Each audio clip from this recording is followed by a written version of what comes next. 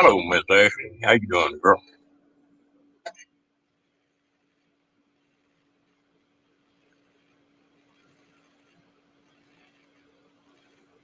Oh, okay. What are you having tonight?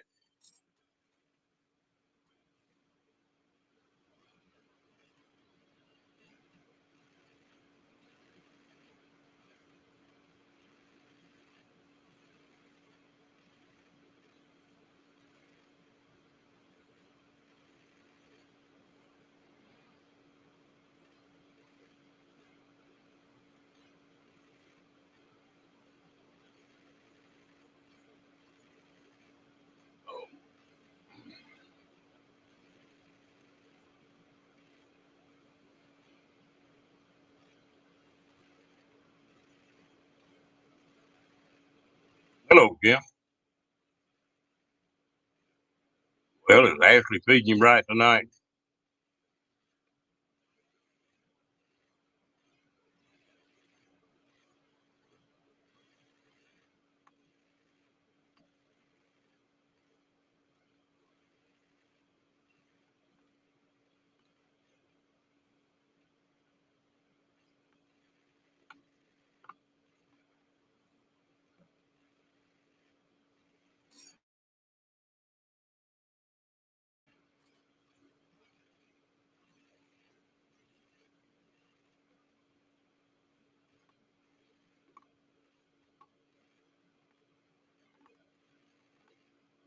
Well, I want to know what y'all are eating.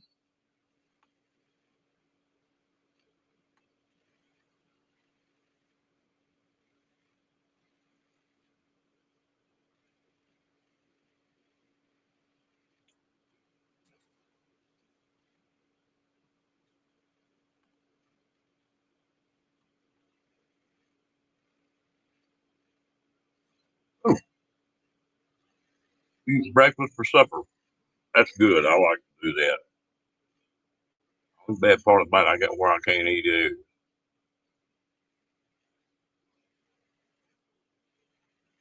Not many of them anyway.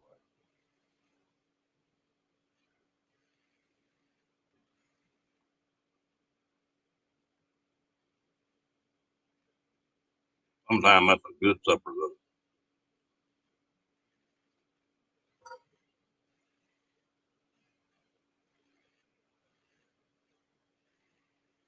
Okay, I'm with you, Happy.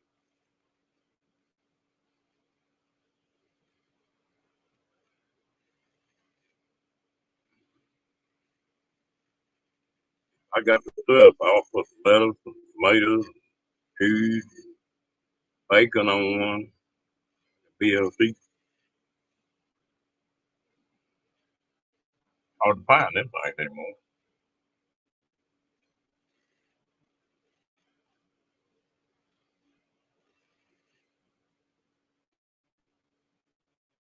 Mm. I'll make your own bacon. Somebody else make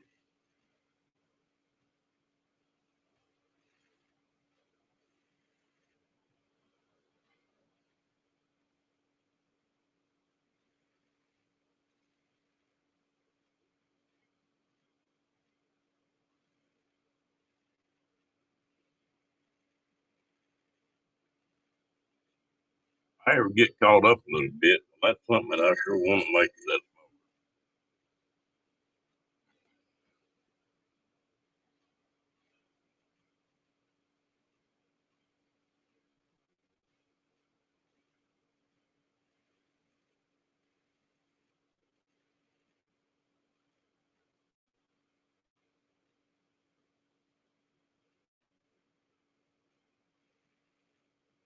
tell you what, stuff sure does taste good off. How you eat your eggs? Yeah.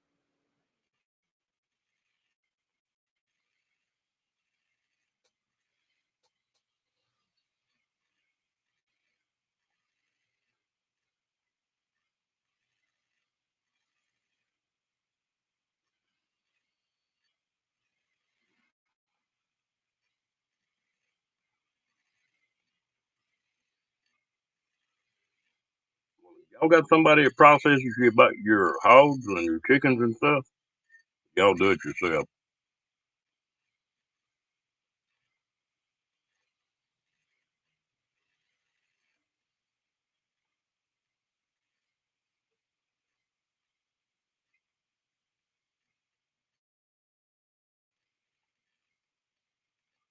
What you say, Mr. Kenny?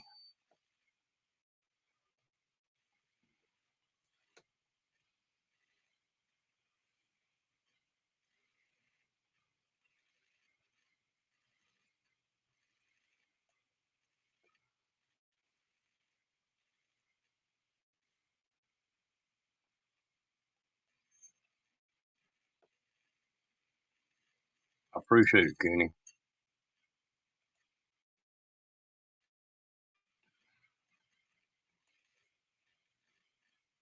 Come on up if you feel like it.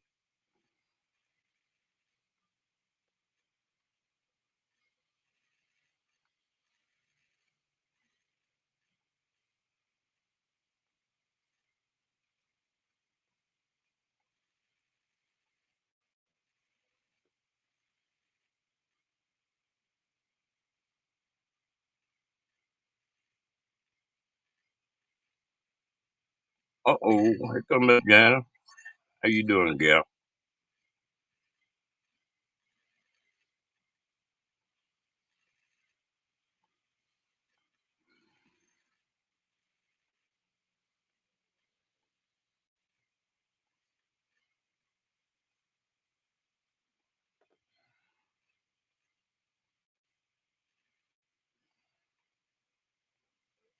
Just me and his ever, huh?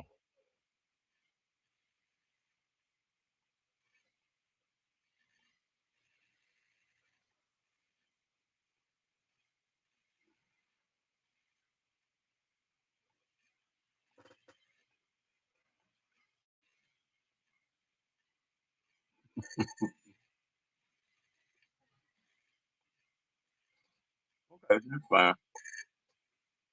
I just Kenny hadn't been up on there in a few days, but he might be on somebody else.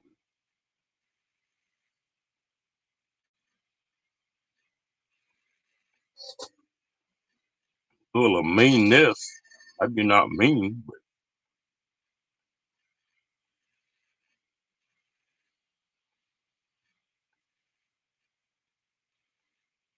bad part about it, man, you think you're damn like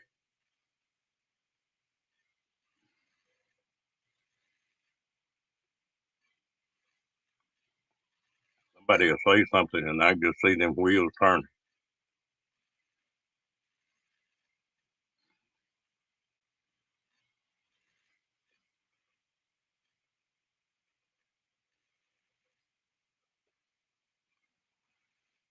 Yeah, but I don't think he can be up in two rooms at the same time.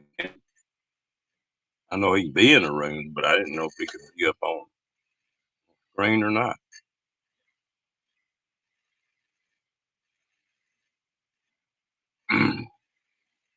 What have you been up today?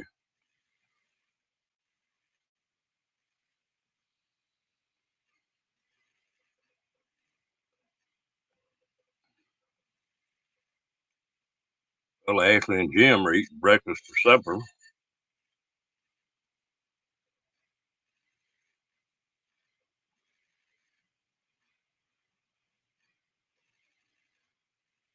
What I thought. Gonna come up?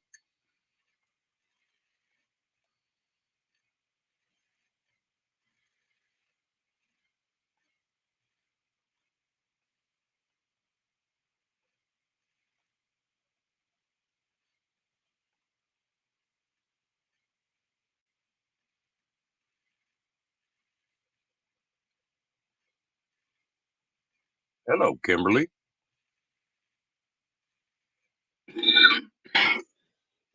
Excuse me.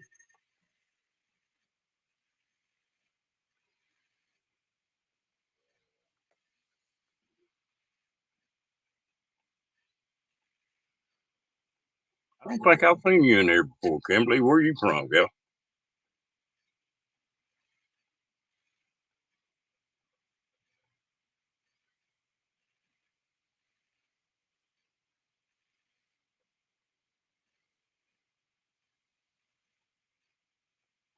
Yeah, come on up. That's why I posted it.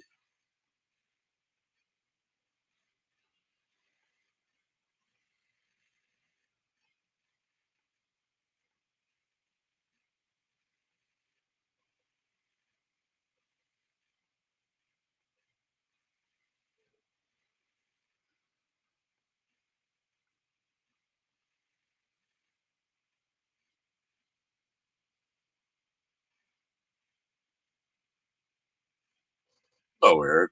How you doing?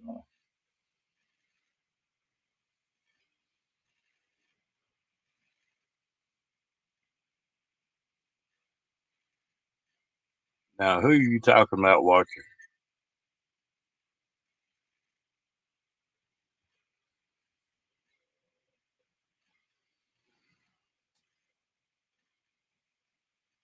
I think everybody's doing pretty good in here tonight, Cameron.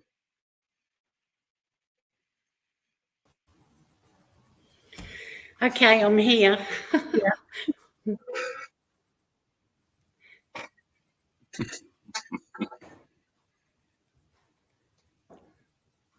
Yeah, That's it's good. been pretty quiet here. Yesterday was a dead loss for me. I know that. I crashed.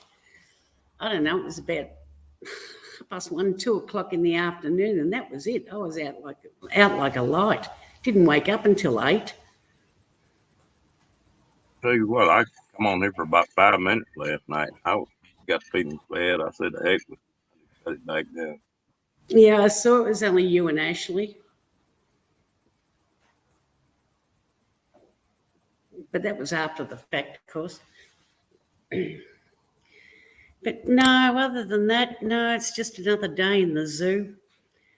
Yeah, just been pottering around. I'm doing either a late or an early spring clean on the house, and I do a bit, sit down, do a bit, sit down. Yeah, I'm gradually getting there though. At least I got my lounge room back in order again. All the furniture was out in the hallway. And God help me if I had to do a run to get out of here. I would have killed myself falling over stuff. That's the only thing too. Staying in this travel trailer, it's small enough that it's pretty easy to clean up. But dang, it gets screwed up quick too. Yeah. No, my place is 34 square. I mean, my hallway alone is 90 feet long. So, yeah. You know, I used to have about a 4,000 house garage on it, and I don't miss it a bit. I'm a whole lot happier than the travel trailer. Well, my garage alone is 9.25 square. So it's my outdoor living area as well. Yeah. Undercover, all of it's undercover, of course. Yeah, Hello, double Timmy. Hello, Timmy Ray. How you doing tonight?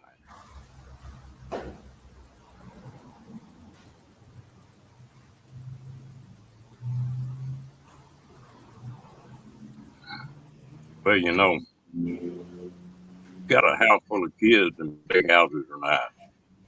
Got when it just gets to be one of you in that house, and that's Yeah, just it's too like damn it was big. for them. Well, that was a standard joke here. I didn't have to leave home. They all up and left me. I've been here by myself since I was 18.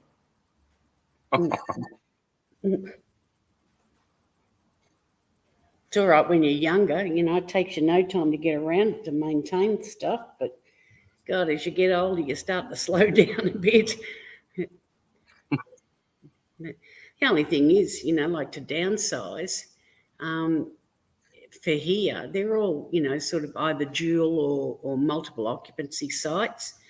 And the thought of, God, even if you farted, you'd apologise for, three houses down for it. But no, I like to be able to swing a cat. But yeah, so I'm sort of stuck between a rock and a hard place. What do you mean? You act like it's hard for us to you to understand us? No, no, no, no, no. I mean for the. No, I'm talking about mobile. Oh, But he didn't know which one was harder to understand, you or me. oh. Tim, get the egg rolls out of your ears, and you'll be able to hear us. Hello, everybody. Thank you, Mr. Kenny. Staying out of trouble? Trying to. Trying to get in it or trying to stay out of it? Trying to stay out of trouble. Now a little bit of trouble fun, heck. And trying to find somebody that's going to be willing to help me put on a power steering gear box. It was recommended that I do need some help with it. Yeah. That sucker is heavy. That sucker ain't light. That's where it's leaking from, huh? That's where I'm finding. That's where I'm thinking, along with that hose. I'd fix the hose first. I've already bought the part. Yeah. I've already bought the hose and the gearbox. You can't never tell. It might just be that hose and just leaking around that gearbox.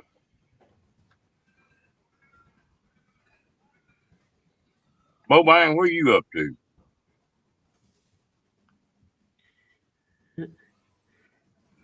Hey, He's giving me a hard time, Ron. Hey, Ashley. Hey, Jim. Hey, Mo Bang. Hey, Tim and Ray. Yeah. He's having a go at Janice. Sorry, Kenny. He's having a go at Tim's having a go at me about my accent. But crikeys, I don't have an accent like some of you guys. I don't have an accent. I just talk slow. Oh, sometimes I have to sort of do a double take on what you say, Ron, to work out what it is. Well, there's been live rock. Hi, Ray. Hey, Ray. Hello, Mr. Ray. How you doing tonight? But hi, Lillian. Yeah. Hey, Lillian. Thing about it is when I take that old one off, I gotta take that old one back and get the cord charge back. Get the exchange on it. Yeah. Yeah, because there's cord charge on that old steering gearbox. Hello, Lillian.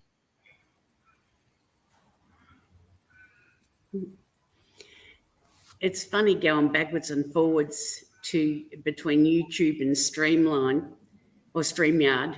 Yeah, with the delay. Yeah. I just leave it on StreamYard. I don't even go back to the other. Yeah, it might be best. At least I can respond in chat. Hey, Pitbull, how you doing? And help fun seekers. And help Kenny with any trolls.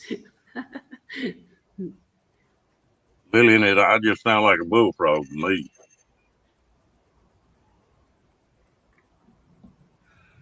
We're starting to get a bit of spit rain here.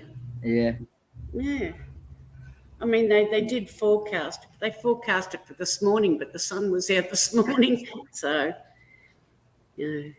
typical meteorologists. No windows in the place. They got no idea what's going around. It's been some crazy weather here this year. Last 2 or 3 days, it's been up in the 70s and up in 80s. And then it'll have to turn around before the end of the week and be 15. Yeah, well, it's still 23. Hang on. Oh, it depends on which one I look at. I think it's about 24 or so now. So, hang on. Let me try and get some.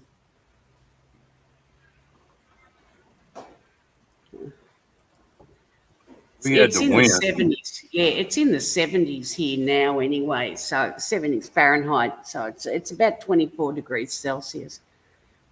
And it's, well, moving on to 4 to 5 at night. I tell you what, they can have it cold weather. I'm about like a duck. I'm about ready to go further south. Oh, I hate the cold weather.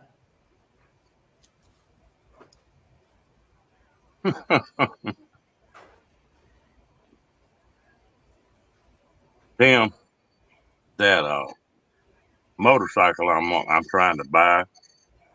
Some guy bought one of them, and he's doing that dash on that motorcycle. The thing gets like 100 something miles a gallon.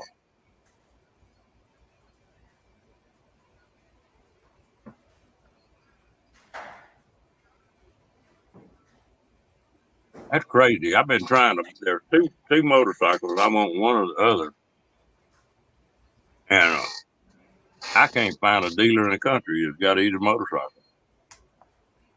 Crazy.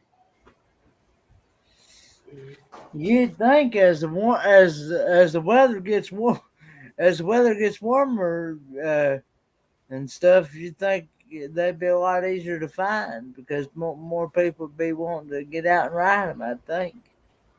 Well, think what's happening? These are smaller bikes. One of them is a copy of a bike they built back in the 70s, Yeah. and the other one's a brand new bike, real light. And I want that light bike to where I put it behind my cab over camper, just run it up on the rail. I can carry it with me, and that way, if I have car trouble or it's 110 cc. Is that manufactured in the US, Ron, or is it an No. import? This one's manufactured in Mexico. I Hello, know. bud. Sorry about that, guys. I know a lot of shipping is still held up because of COVID, and they've got backlogs everywhere, and plus, well, I don't know whether the transport situation is getting underway in the US. Well, from Mexico, it's not any problem bringing anything in. They don't have any trouble. And but what they did, they advertised that bike for 2 months, a brand new model coming out, and then they started shipping them. Well, they had a backlog before they ever. Hey, Van Life Rocks. Hey, Fairy Dust. Oh, Well, looks like Ray's on a promise. yeah, he said he got a date night tomorrow. Ray, do me and you need to have a talk, fella? I don't see you getting in trouble or nothing. I think he knows the story by now, Ron.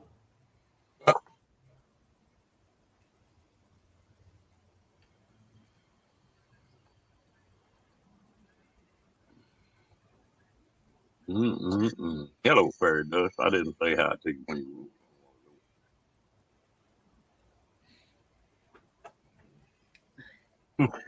But yeah,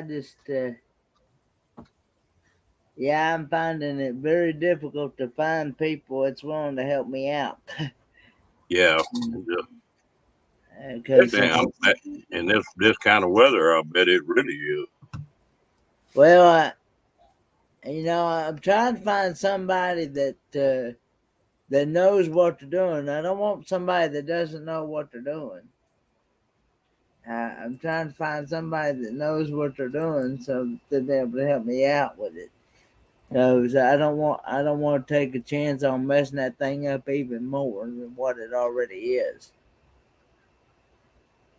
A little, yeah. I'm like you, Ray. A little bit of trouble is a lot of fun.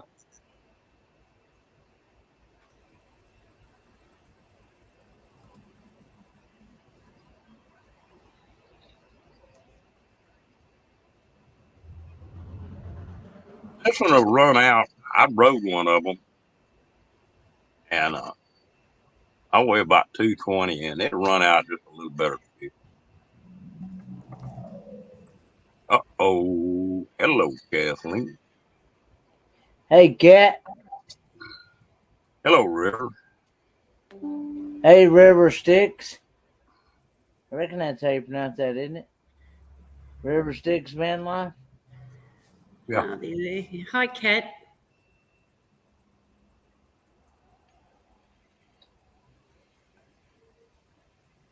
That's a new channel to me.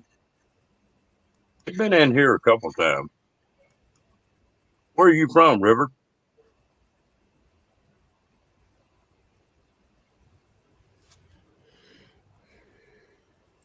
This crew.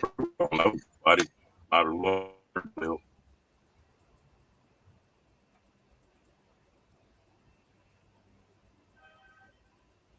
I've got a Harley Road Glide.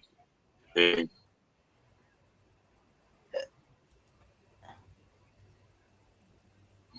Hey, Joy. hello, Troy.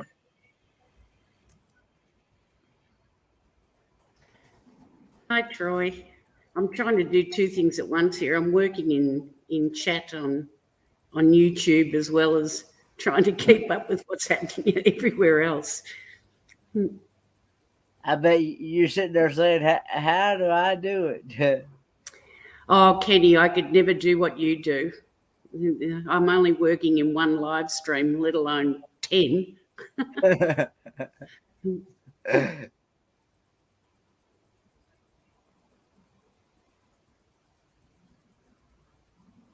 Okay. Well, it's still a new channel to me, and you know, and yeah. I don't see how he does either. I can tell how sleepy he's getting by how tall he sits in his chair. He takes and as he gets sleepier, he just starts getting shorter in that chair. We need to put some marks on the side of your chair like a ruler. That way we can tell when you go to sleep without bothering.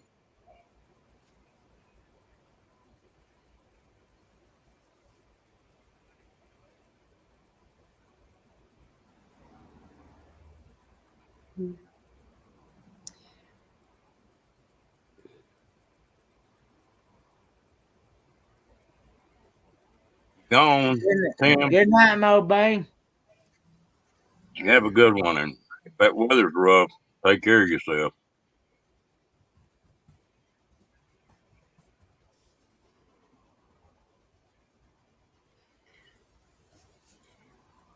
So I'm curious, Ray, for your special date, have you got a place picked out yet?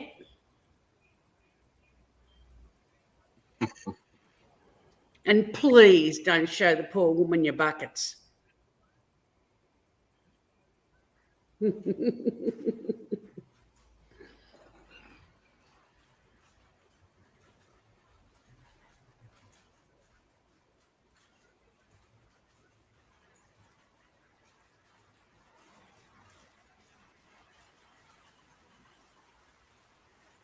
I'm waiting for his response.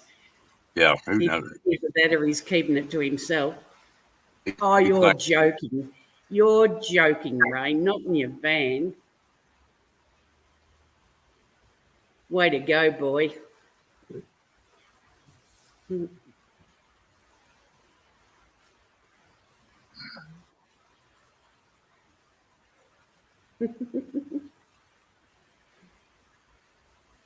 Yeah, I know it, Timmy. I just like to give Kenny a hard Yeah. time every once in a while. Yeah, I have been asleep. I'm not surprised, Kenny. You survive on such little sleep. It's unbelievable.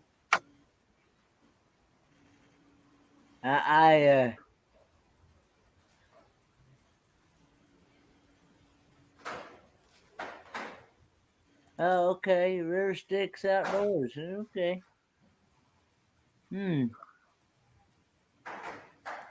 Okay. Well, if Kenny would stay off them porn channels, well, he could get a little bit more. I don't get on those. I presume you're talking about sleep, Oh. right? Don't tell me you haven't been in the wrong chat a few times.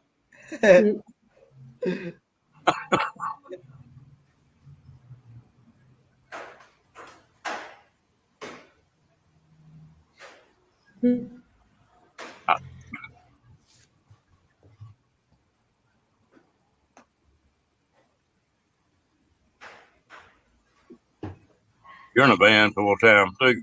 Okay.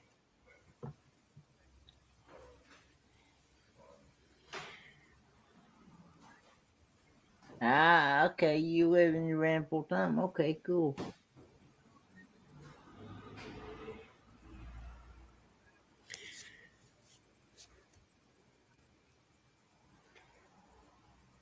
What am I doing Thursday?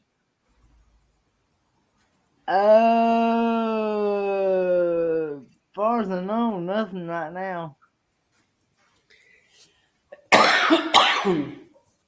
Excuse me.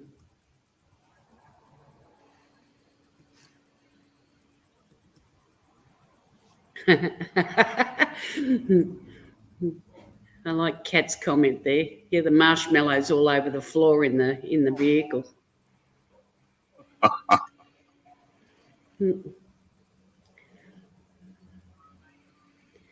Right. Are you going to bring her in and introduce her? Oh, I doubt it. Oh, I guarantee you would be on our best behavior. You may be. You won't be able to shut me up. It'll be 90-mile-an-hour questions.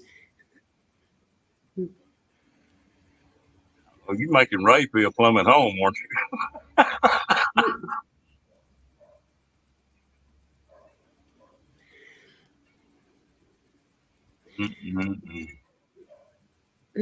That is a question that I've always wanted to know.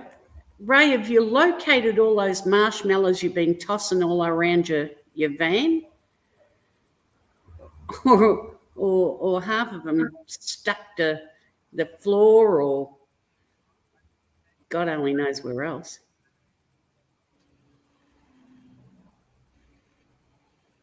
Oh, okay.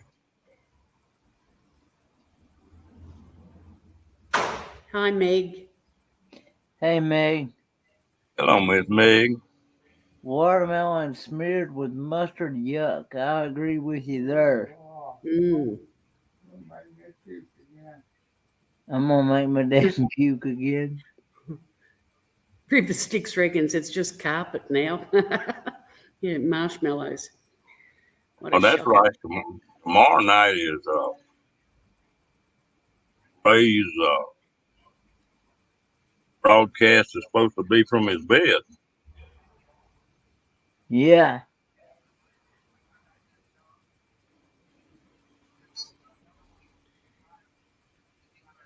I don't need that phone app, Timmy Ray. I'm better off just I'll live when I'm on the plane. When I'm on the plane, I don't need no phone or anything on the plane.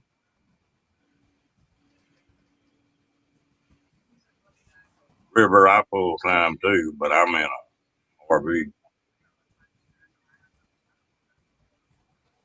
But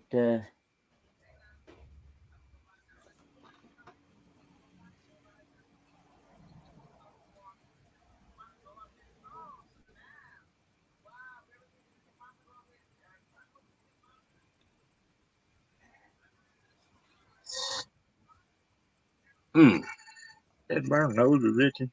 There's wind blowing these front I'll ends. leave for the cruise October 15th. Be gone till the 23rd. On that cruise anyway.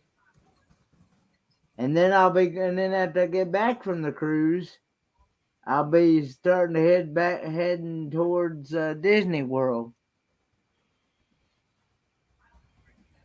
So it'll be two.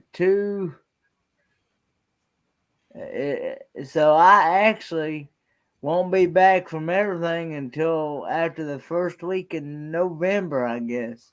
You might say. You're not going to stay offline that long, are you? You'd go into DTs if you had to stay off the internet that long.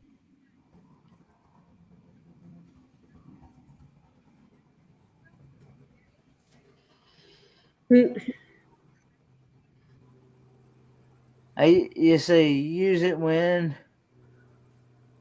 Okay.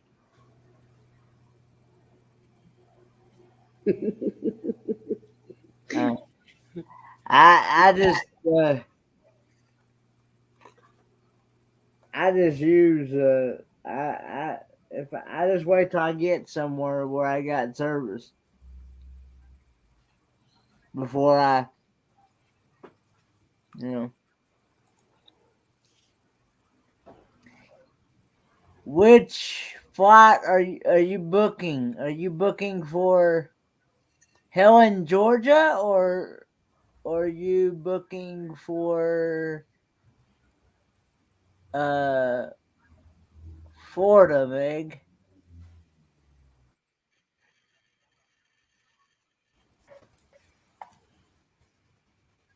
Yeah, which meetup?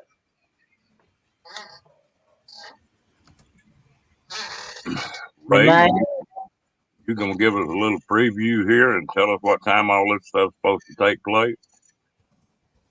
What's that? About his live he's going to run tomorrow. Oh.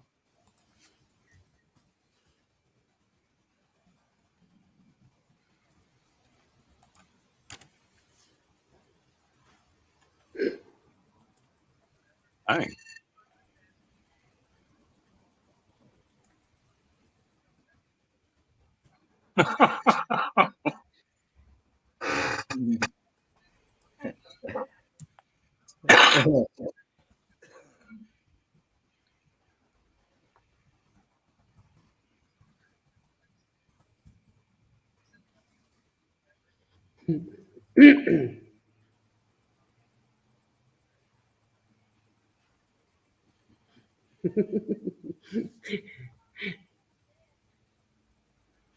May be interesting.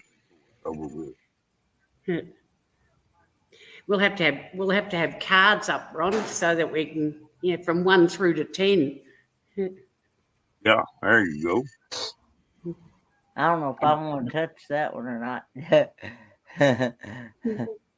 That what? What Jameson said there. I bet you Ray wouldn't let us up on his live. You betcha, Cat.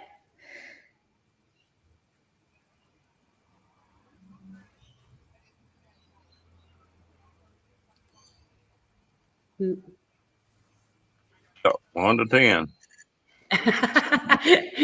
Now he's bragging. Yeah. Ray, are you talking about she's a 10 or you're a 10?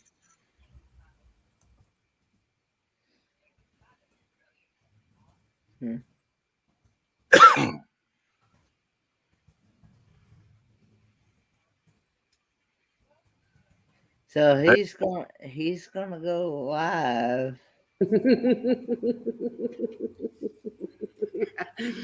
I couldn't help myself. Yeah. Ray reckons he's a 10. Yeah. All his wheels are going to fall off if that's the case.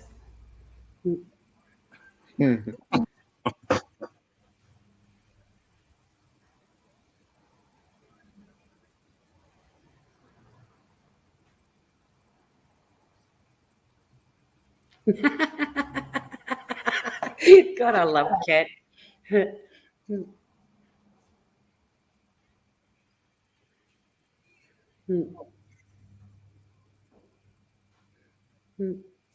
I can't stand watching myself in past tense here. I'm going back to StreamYard, guys. Yeah, he got them lined up. 8 plus 2. I don't know if he's talking about having 2 women or 8 women.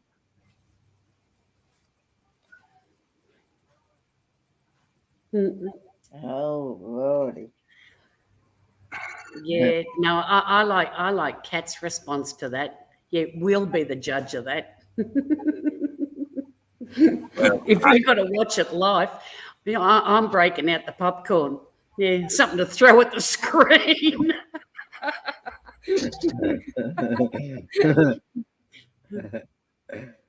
well, I figured out how come Ray draws them women like that. They all want to try to get his hat off of him. You wouldn't get me in his van until I threw out his buckets first. God, the prospect of that. Ugh. Not to mention, I'd have to go hunting for all the marshmallows. For fear of either sitting on the damn things or standing on them or something.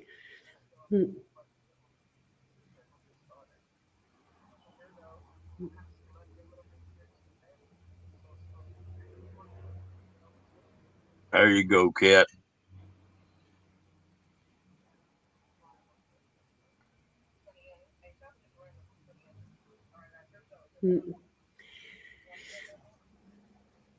He's going to keep us guessing.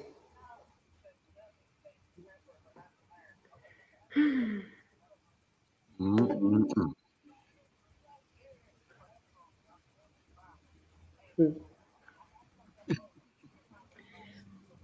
Damn, you know, sometimes your brain just overloads your mouth. Keep your mouth. Yeah.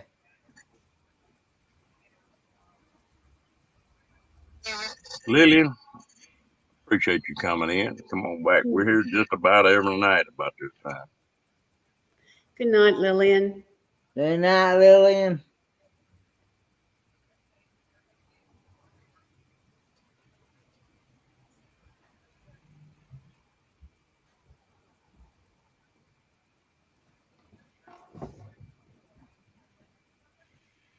You'll remember what? Where it does.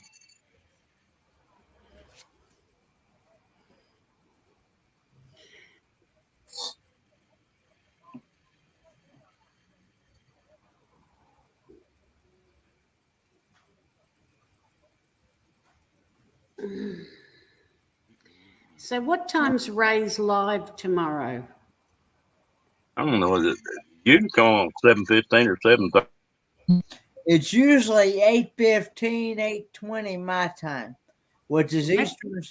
You know, the pair of you are really helpful because I'm about 15 hours ahead of most of you, but not all of you. So for me, I've got to sit down and do the math.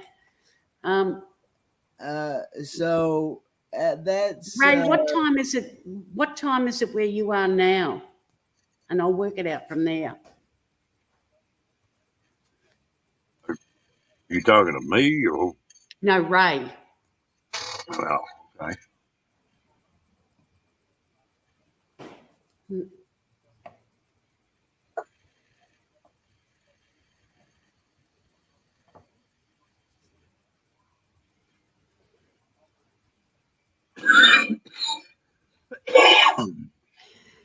Nate, I'll swap places with you. You come up and I'll go down to the chat. Okay. No, stay up here. Oh, okay. I got a pretty good connection tonight. Is that why you ended so early last night? Because you didn't have no good connection? No, I got the feeling really bad. And So I decided to go ahead and shut it down for him. You know, well, that can't be not in right. here. So if it's 5:20 at the moment Pacific time, that can't be right because it's 5:03 p.m. here. And I'm not 24 hours ahead of you. So that must be time for his live, I guess. Now you got to remember he's in California. Yeah, but if it's 5:20 there now. Okay. No, it's just after 10 p.m. there now. Okay. Yep. I'm with you.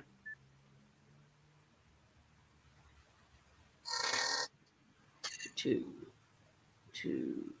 14. Yeah, because there's 3 hour difference. 14. There's 3 hour difference between Pacific time and Eastern Standard Time.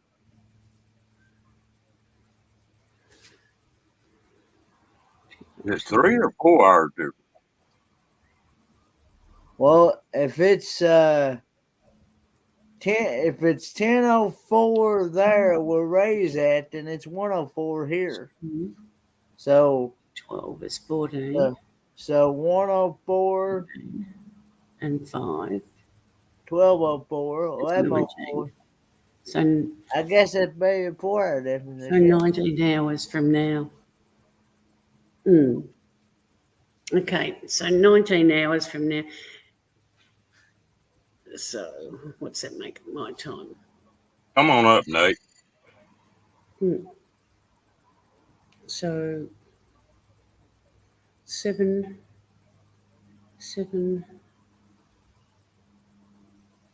Okay, it's all right. So it's noon my time tomorrow. I finally worked it out. God, my brain is mush.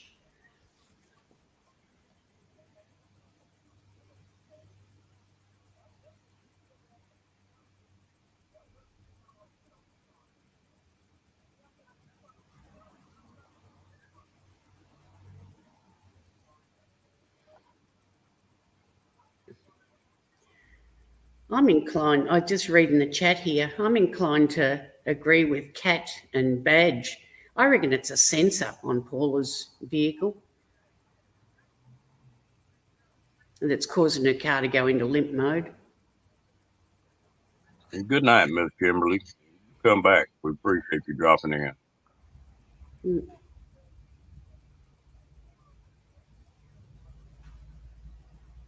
Bye, Kimberly. Yeah, I'm with you, Kat. I reckon it's definitely a sensor.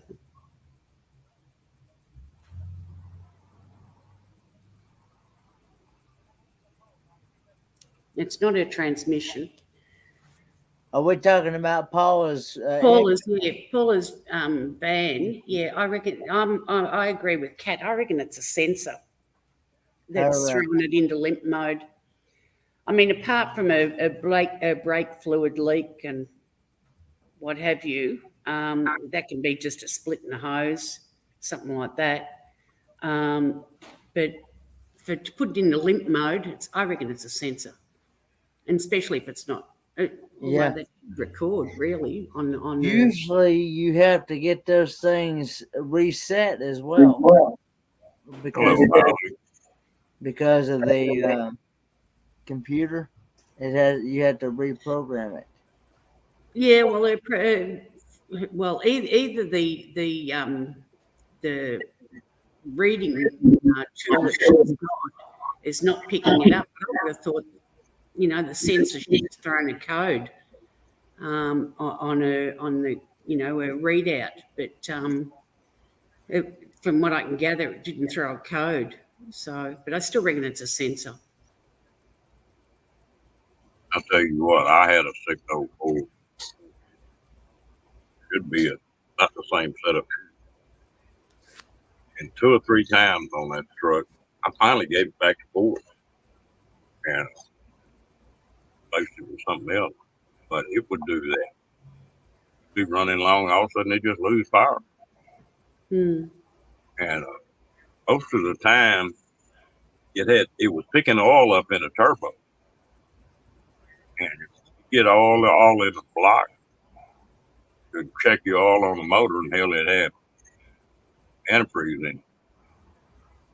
I ain't no telling. That 6.0 wasn't a very good motor. Yeah, I know when I was driving around Australia had a Nissan Patrol with a turbo, and we were out in the Nullarbor, and the damn thing, we got it going, and the damn thing started to pig root like a damn hell of a thing. And we got under my brother. He's well, he was. He's deceased now, but he's an automotive engineer, and he diagnosed it over the phone. And he said, take out the fuses. He said, you got condensation. And yeah, and that's exactly what it was. We put in new fuse, not a problem. Stop the pig rooting.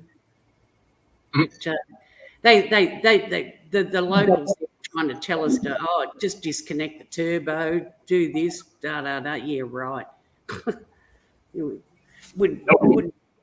had it disconnected the turbo, it wouldn't have pulled the hat off a custard, or the crust off a custard at least.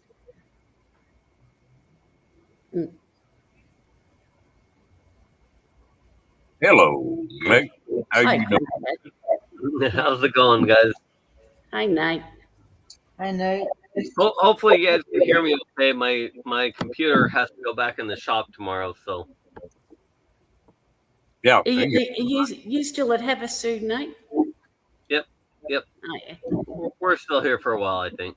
Oh, yeah. Yeah. It sounds, by the sounds of things, you guys are having a wow of a time. Yeah, it's always fun. We still have a whole caravan here, so Yeah, no, it's good. Yeah. Yep. Yeah. Well, you know, I actually have to work in the morning for the next week. Starting tomorrow, work in the morning, so that's going to be interesting. But yeah, No, don't tell me you have Travis coming up and bearing his butt at your window or something or other. That'll definitely distract you. Yeah. Well, no, they actually a couple days ago came up on and made the mistake of pounding on the door and scared Pippa. So I think that I think there's no, I'm still mad at them about that, but Pippa's fully recovering, I think. well, you know, when I was on the road all the time, it's funny. You get around a crew like that, and they just sort of, where y'all going tomorrow? Oh, I might go up there too. And you collect a crowd. And after a while, everybody goes drifting off and going their own way, you know. I know some people have been traveling together for 4 or 5 years. But that's a good thing too. That's a good thing too, Ron. You know, like certainly for the likes of Paula, you know, on her debut run, it's a security blanket for her, and it's a good way to introduce her to the lifestyle too, and probably to a certain degree yourself too, Nate. Getting your van up and running, and it's all a learning curve to iron out all the kinks and get yourself established and know what know what to expect as you go along. And to have a handful of people around you is a good thing. Well, yeah, for me, half the things in here are so good. Everybody's asked, when's your fridge being fixed? I have no idea. Everything's broke, but it doesn't really matter. We've still got things going. We're still, I'll still be working. I've got solar now, all sorts of things. So, yeah. Well, life has been good. It has been a journey. I'm still in shock. Like you said, you never expect the caravan to keep going, and everybody gets along so well. And yeah. Good life. It's like a big family. Oh, yeah. Absolutely. Especially the wild bunch that you're hanging with. I mean, yeah, it'd be never-ending laughter. It's a wonder that your dogs haven't become acclimatized to the mayhem going on around them. Well, yeah, Dallas would be, but Pippa won't ever. She won't ever. But Dallas, I have taken down a few times, and I know Miska and even Lucy, the cat, have gotten along now. So Yeah. It's kind of crazy. We've got a whole group. I think we've still got Mark here. We've still got Tracy's still here. So for those that don't know, I was sick. I think Tracy's now sick. I think Paula may be getting sick.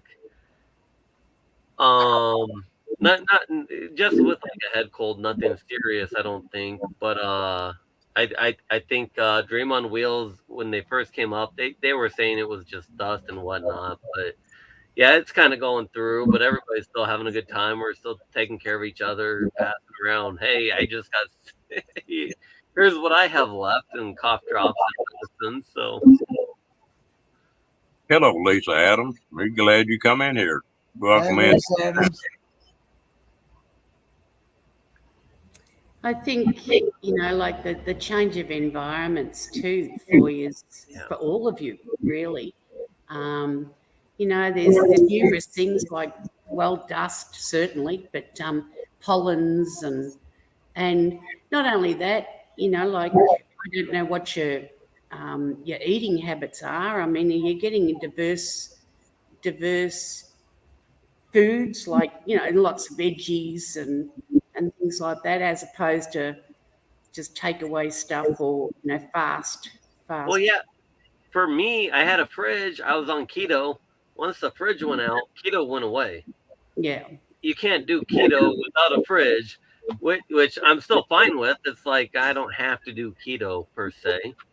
You don't need a fridge per se, but yeah. And obviously, Paula's down here from Canada, showing her all the new restaurants and all of that. And shoot, yesterday, Janice, you know what happened to me yesterday? No. I don't know if this has been shared yet. Do you know what my biggest fear is? One of them. Bees. I'm scared to death of bees. A damn bee stung me yesterday. Had no business to, but I'm alive. So I lived through it. First bee that got me in 40 years. So. Wow. Well, are you allergic? What's that? You're allergic to them? Well, I never knew. Everybody was like, my mom was always scared of them, so I learned it from her. And everybody asked that question, were you allergic? I'm like, I don't know. I've never let them sting me. Well, I could show you. I've still got a little circle on it, but it doesn't feel nothing. So that's kind of cool. No, well, I think I've only ever been stung by a bee once, and on the bottom of the foot, and in the arch of my foot, and it actually swelled up so bad that the actual ball and the heel of my foot wasn't touching the ground. Yeah, but no, I never forget when I planted. I've got 23 plants of lavender in my front garden bed, and when I was planting, I mean, they were only about 8 inches high, but they were in flower, and the bees were unbelievable. I had to keep batting them away until I said, at least wait until I plant the damn thing. Yeah, but there's one I never got stung by any of them. Yeah, we're all too busy honing in on the flowers as I was trying to bury them in the ground. Well, and that's the thing, they really aren't dangerous, but No. in my mind, how I was raised, they were. There was that fear. And now it's kind of like, everybody's like, oh yeah, now you're not going to run away from them, right, Nate? I'm like, that's still ingrained. I'm still probably going to run. But I'd hate to get stung by multiple bees.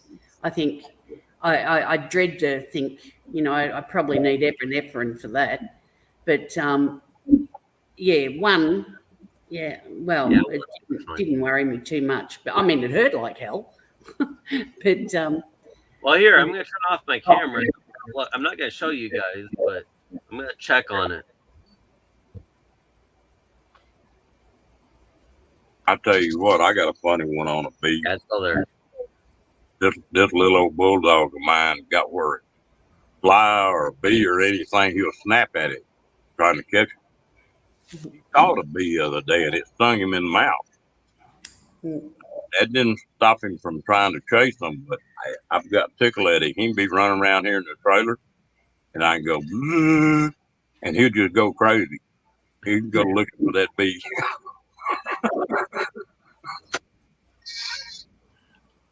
Your best trick, Ron, is get an empty matchbox and put a fly or save the bees. Leave the bees do their thing. Put a fly in it, catch a fly in it, and put a fly in it, and that'll drive your little dog crazy. You'll be able to shove that up to his ear hole, and all you'll be able to hear is it buzzing.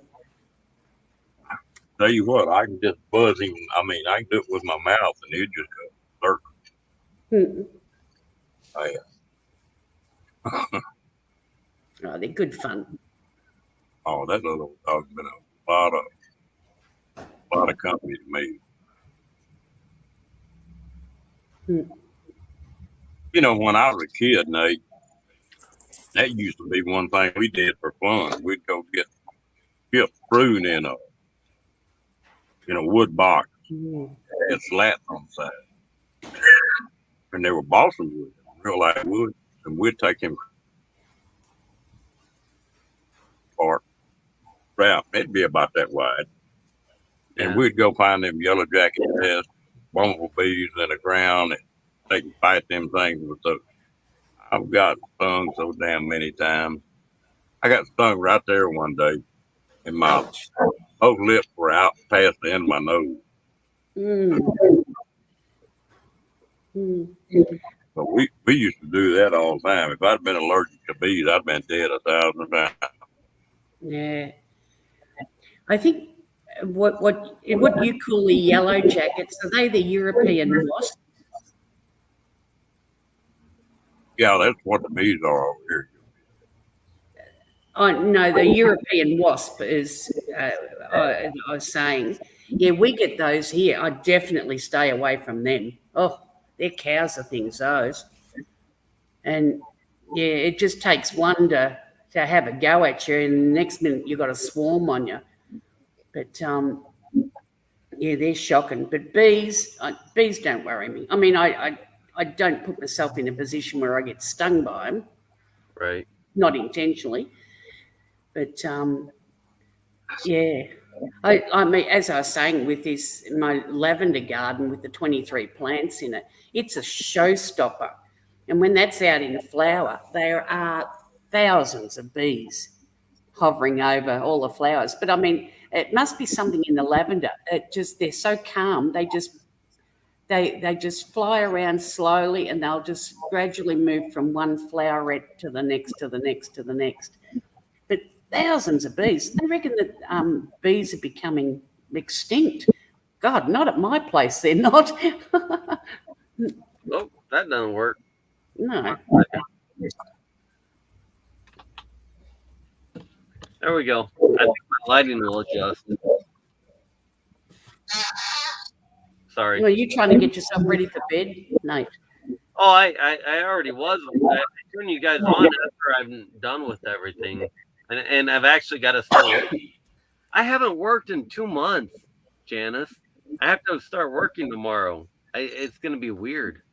No, you'll get there. I'm sure. I mean, it'll take half a day. But. It's all computer based, Nate, or you're on the phone as well, or Mostly computer. They send us files. I look at them, make sure they're okay, that type of thing.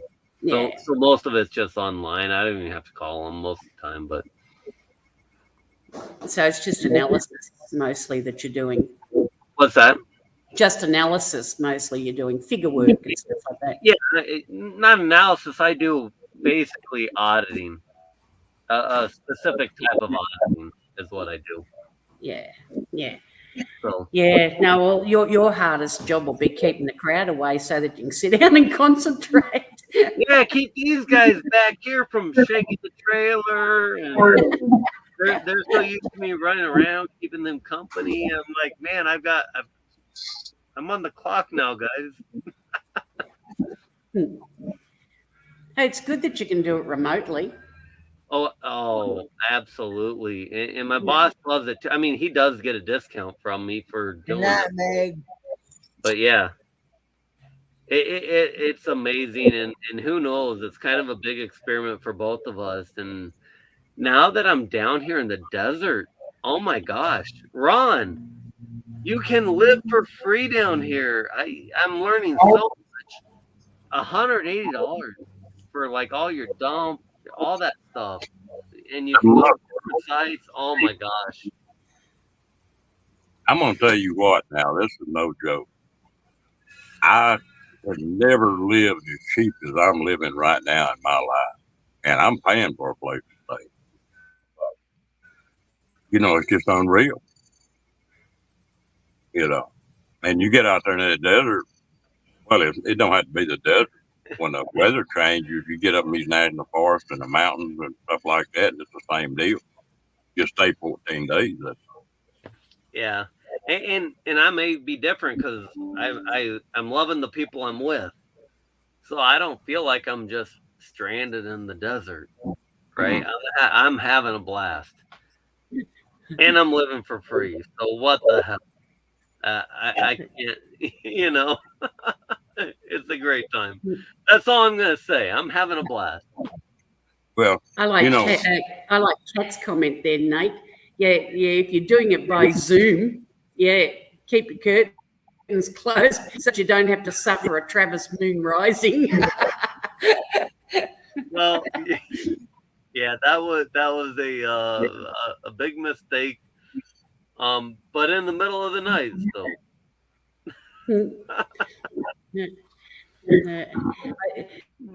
I dare say he had a handprint from the slap on his rear end for a couple of days. Knowing Paula, she wouldn't have mucked around. It wasn't even a hand. I think it was a fist or something to knock on the window. It was more like a that. Right. don't you think, Nate, That'll teach him to keep his pants up. there's going to be a lot of people working remotely? I think you're going to see more and more and more of that. You know, There's and that still might be here one too. thing. I think I might focus more videos on it, the ability to, because I've been shocked at each place we've gone. The connection I've had would totally support both my school and my work. So yeah, it's been kind of surprising in that manner so far. Yeah, So it's really big here too, Nate. But I know that like Melbourne City are trying to get people back into the office as such, and a lot of people are just refusing to do it. But of course, the economy is suffering. You know, it's a little places like the sandwich shops and what have you that just aren't getting the clientele, and right. you know, things are different measures for them. Yeah, there is definitely a demographic change for sure, Mm. and it won't go back forever. It will not go back to the old. It'll come back a little bit, but it will never be the same. I can tell you that much. Well, the Yeah. companies are starting to go for it too, because there's a lot of these companies were having to lease a hell of a lot of office space, these high rises, and they're not having to do that now. You have you look at it on the business side. You look at it on the business side, Ron, where the businesses do not have to spend the money, but you have that commercial real estate side that is a huge risk to the economy as well. Yeah. I mean, you look at the banks that have those loans and whatnot, and that is a huge risk to the overall economy. Obviously, you and me don't really care unless, you know, there's a tumbling effect. But yeah, it's interesting for sure. Well, there's a lot of it that's getting wild. I talked to somebody the other day, and that runs RV sales. You know, they sell them. And I asked him, I said, how's your business going? Is it slowed down in you? He said, no. He said, right now, that about half the people that are buying these RVs are buying it as an insurance policy. Something happens that the economy tanks or they lose the house, they've got someplace to live anyway. And he said about half my business is people with that mindset, and which is pretty wow. small.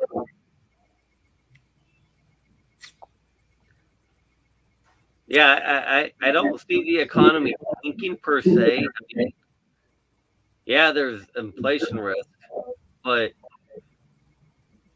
there is that commercial real estate side that will have a risk to it. That's all I'll say to that. Well, in California, You will not in the near future have that return to the commercial real estate demand that there was. There's just no way. And I'm not an expert in it by any means, but you just won't. and Faye and Freddie Mac can be sort of stretched out a little bit. Well, those are more the residential side, and you'll probably see. I don't know. That's a different story because they run so strong so long on such low interest rates, but I don't see there's a real risk of that. My son-in-law is works with the big loan office building and stuff like that. And Freddie Mac is his biggest one. He gets the most money from. Oh yeah. They all flow through them. The housing market in California has gone so damn crazy that's one place that is going to be hurting for housing. But our real estate market here is gone crazy too. Residential, but our biggest problem, I think, certainly economically, for the state of Victoria, was the constant damn shutdowns or lockdowns, and like there was no security anywhere, and people were losing jobs at the rate of knots because businesses had to close their doors, and like there was stimulus packages and what have you, but I mean they were just a drop in the ocean. But and of course, ultimately we'll all be paying for the millions and millions of dollars that have been handed out just to try and keep people above water. But there's really no insight to it. But and a lot of places, I saw a comment there, Chasing America made the comment, is turning the office space into living spaces. But there has to be something to draw people into, a lot of these high-rise buildings and things like that, even if they do change them from commercial to residential, you've got to have something to attract people to bring them into those kennels. Well, like Janice was saying, without having an opinion on anything, yeah, the commercial real estate is going to struggle. The residential real estate is going to be in demand, right? I think we can all say that. Whether here or in Australia, up there, just from how it happened. That's a basic dynamic that's going to happen. So, Be a readjustment, that's for sure. Yeah. Yeah, I mean we're still here, still inundated by people getting sick with this current variant. What is it, the Omni virus or whatever they're calling it? And they're now starting to turn around and demand, even for entrance into basic things. Now that you're going to have the third vaccination, and where is it going to end? I'm happy to just keep to myself at the moment and sort of do a low profile and stay out of it. I mean, people are still dropping like flies. I don't know what the number was today, but we've got something like about 800 or plus a day in hospitals, and most of those are in intensive care or on ventilators, or it's never ending. Yeah, and that's just in Melbourne. That's it's frightening. Stuff like this has always been around. Maybe not quite as bad. I can remember my brother had polio. That just killed thousands of people. Um, and if you look back to time, it always took care of it.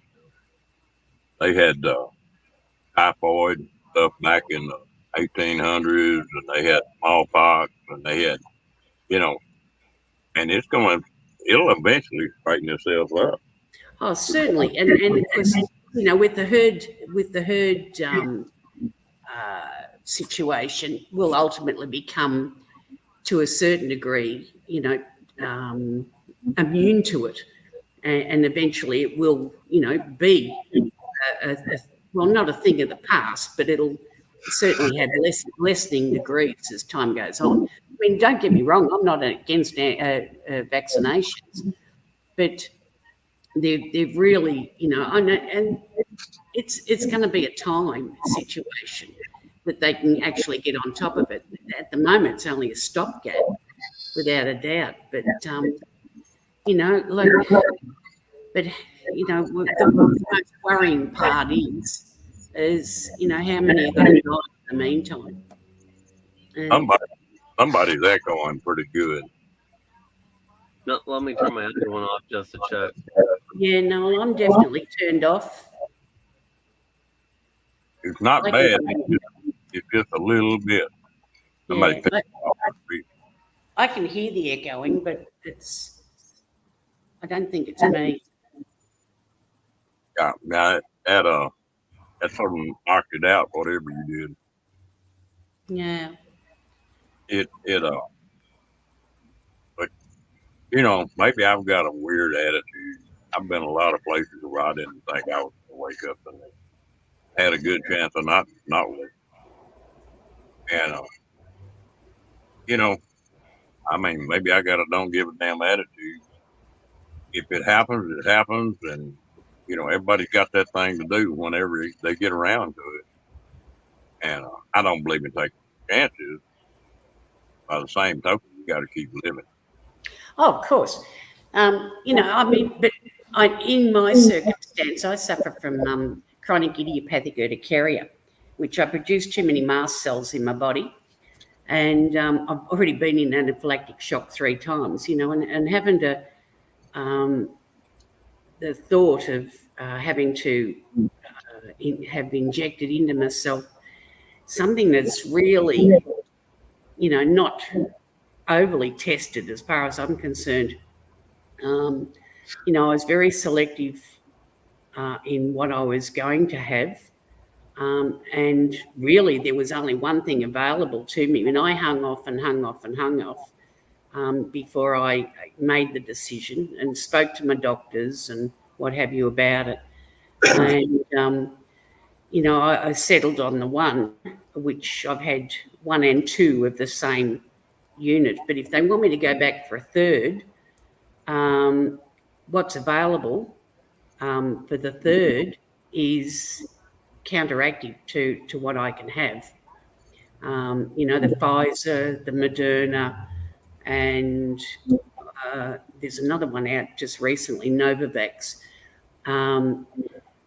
Those can be counter to my well-being, and so I'm sort of I'll just have to play it by ear and see how I go. You're getting you a fan, Nate. Hey, I was gonna say, Ron, I didn't want to jump up for long because I've got to start working tomorrow. But I know I've not been online, so I also want to say hi to everybody. Yeah, it's good to see you, Nate.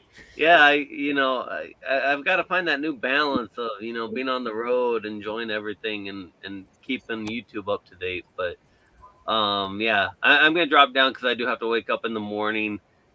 Bernays says sunscreen. I think I am getting red. I've been out in the sun too much.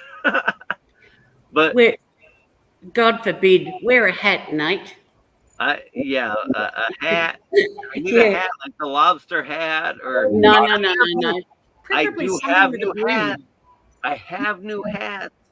Next time I go live, I do have new hats. I just have to actually go live again. Wear something with a wider brim, and yeah, that'll help protect your face and your ears and your neck. Yeah.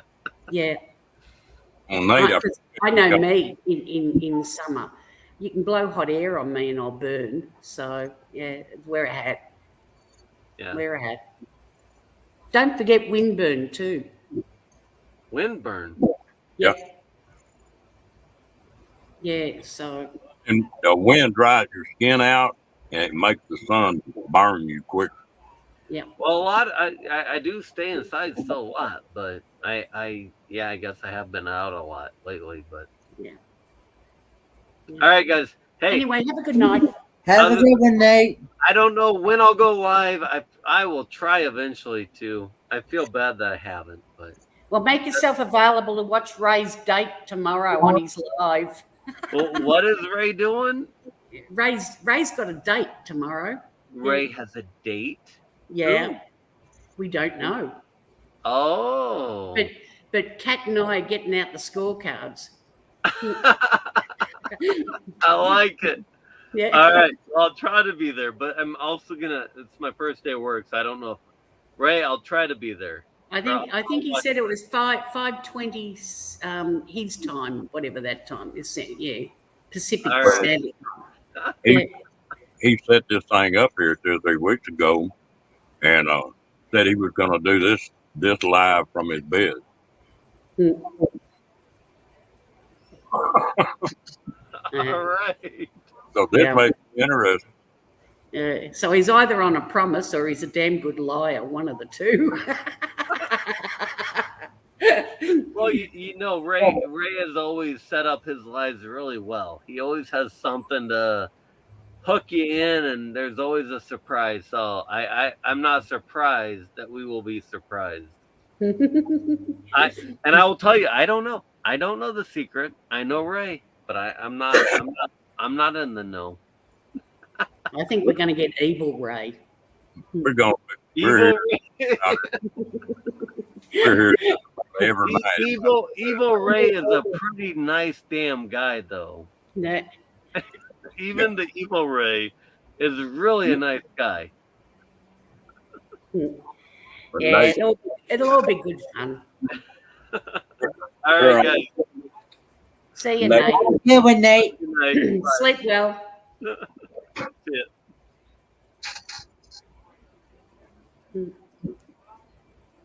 hey, I think Nate's having a ball.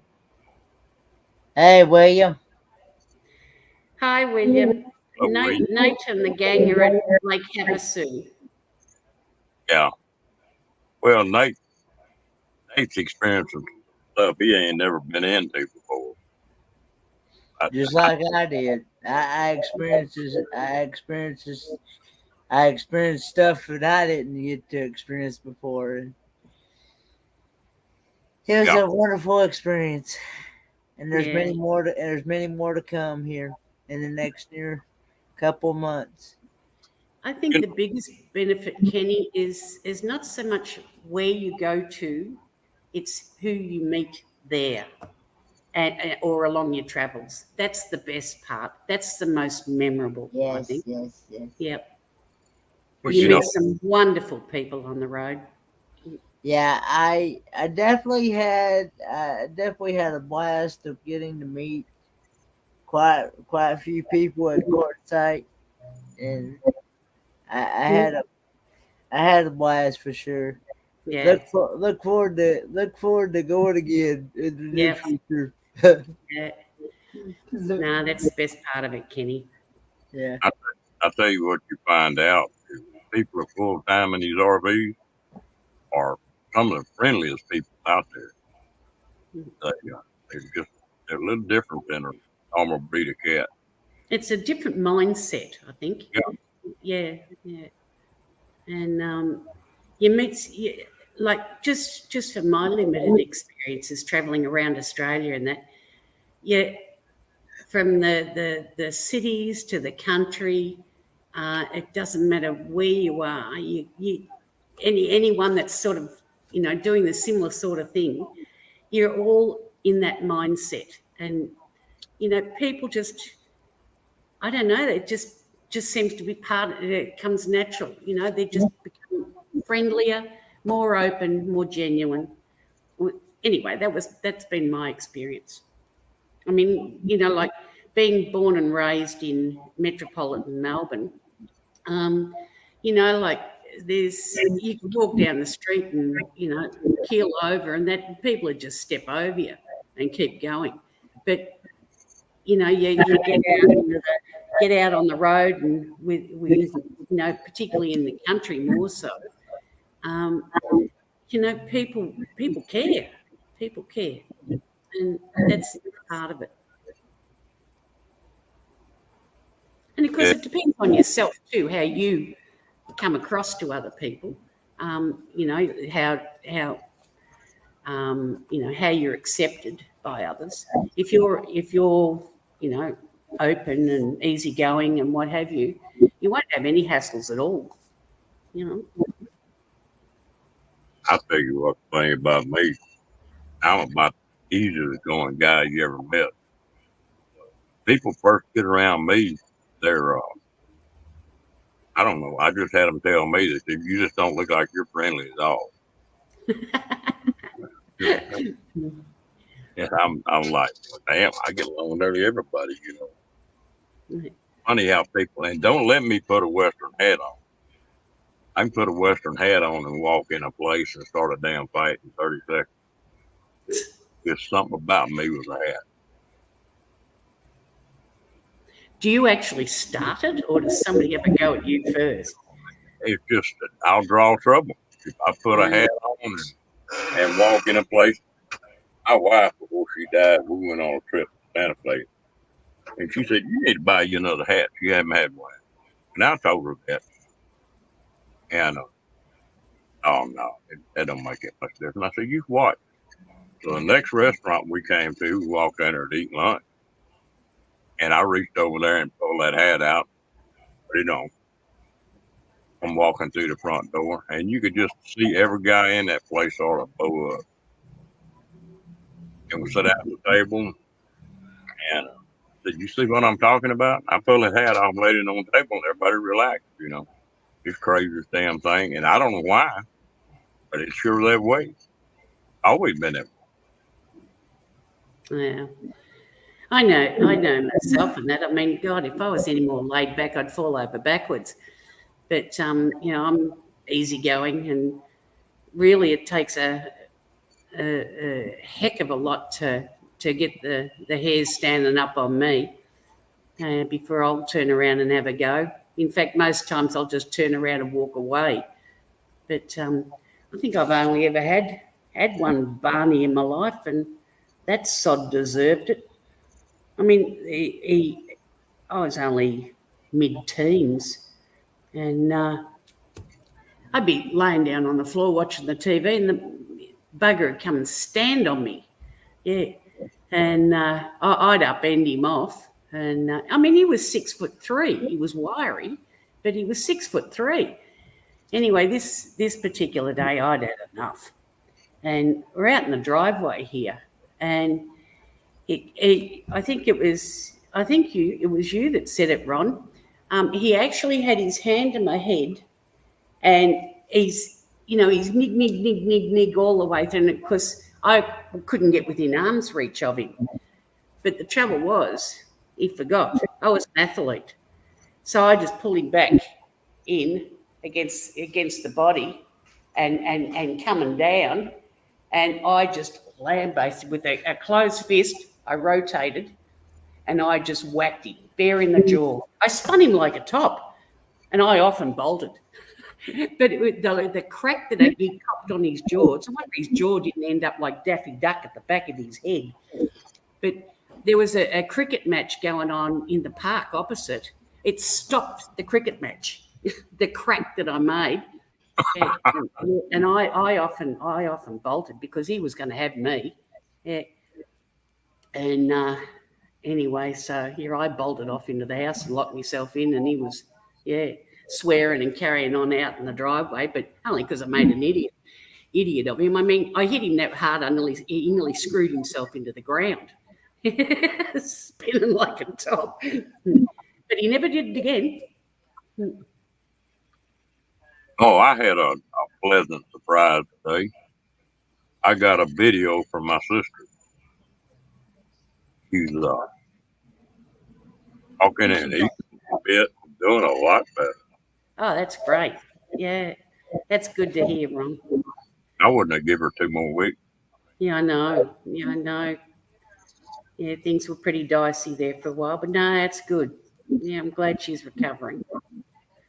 She's about 5 foot tall. Growing up, I've got this thing, and I don't know where I got it. I think I got it from boxers, but you hit me in the face, I'm gonna hit you. And I don't even think about it. It's just reflex. It's just pop, pop. And she knew that. And she would walk up to me and just be standing there talking to me and reach up and just slap the living fire out of me. And then just hit the ground. And of course, that swing. I mean, I can't stop it. And by then, well, I'd have it controlled. She just laughed. Well, I kept telling her, I said, one of these days you're going to be too damn slow. And then you're going to raise sand because I hit you. So one day she did that, and I swung. And when I did, I just tipped the top of her head right there. And that stopped that. She never did do it anymore. I was either getting faster or she was getting slower one. Yeah, well, it's 5 foot, 105 pounds. And when she got mad, well, she thought she weighed 400 pounds as a 7 foot. Typical redhead. I never went looking for it. I mean, I never did anything to this guy to set him off to start with. And, every time he collared me, I was always minding my own business, and he'd come looking for me. And, well, in the end, I put paid to it, but it took a fair while for him to really ruffle my feathers, but I'd had enough. But I think he forgot too, I mean, I was raised as a baby with 2 brothers, and I've always had to fend for myself just to survive, especially younger kids. God, but I whacked him with a decent, because I used to do field events and that, and it was into discus and javelin and all that sort of stuff. Well, I definitely hit him with a closed fist, and but it was a discus rotation, and I still stagger at just thinking about it now. I literally spun him. Yeah, I hit him that hard, but he deserved it. But he's the only one, male or female, I've ever raised a hand to. Hell, I can't.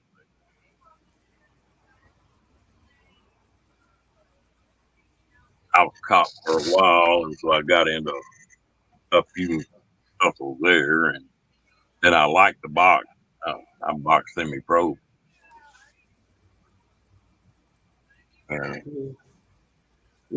So it's innate. Yeah. Huh? So it's innate. Yeah. Yeah. No, I've never. Yeah, I really don't have any aggression in me at all. And as I said, it takes a lot to rile me up. I'll walk off if anybody will let me. But if you start pushing, then I'll push back. Yeah. I don't ever want to get mad again. It makes me sick if I get mad. If I'm really mad now, not aggravated. If I'm mad, it'll make me sick. Yeah. I'll stay away from that. Yeah, no, I've been fortunate, I guess. I've never had to really deal with it. Not situations like that. As I said, I've got such a laid back demeanour that I don't ruffle feathers, so which is a good thing. You know, it depends on how you raised too. I had three uncles. I was about 10 years old. They were big teenagers. And littlest one is 6'5", and then the next one's 6'8", and the next one's 6'10". And I grew up with them. And I was just a little old 10-year-old kid, and they used to give me hell.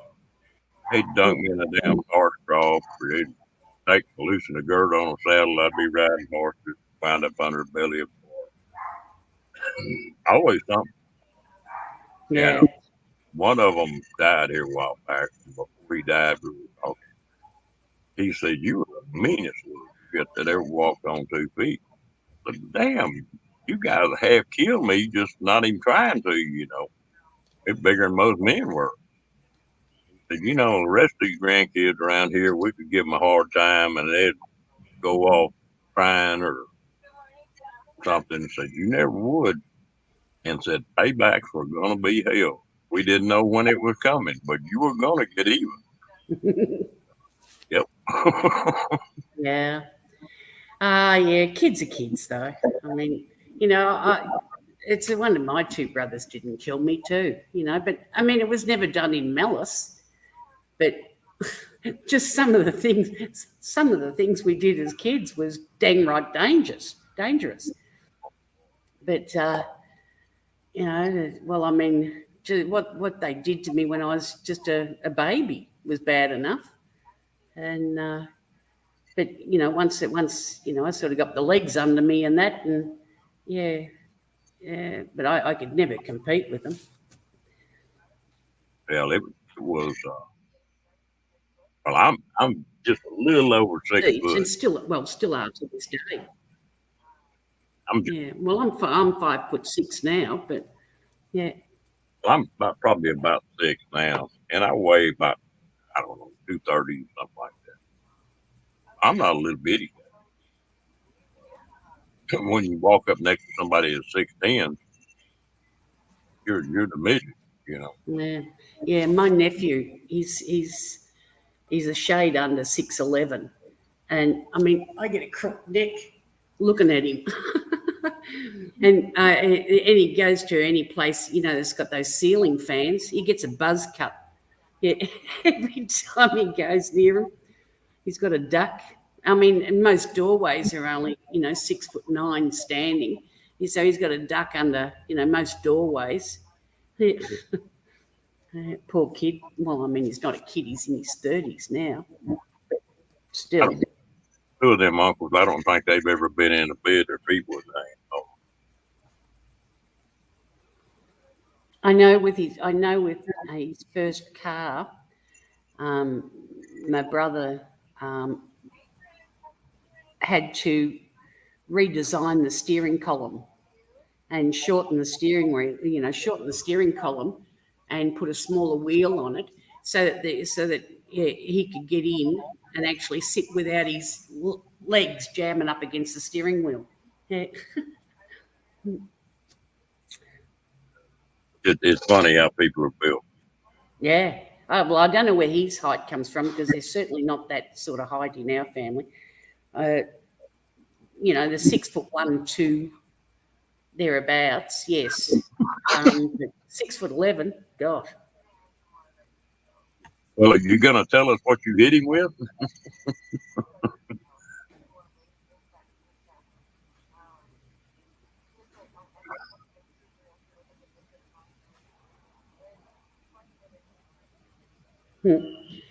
I don't know. Knowing Hilda, I'd say a frying pan or something similar.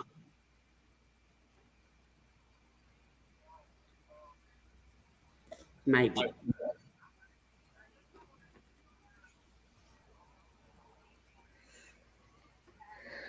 I used to work with a girl.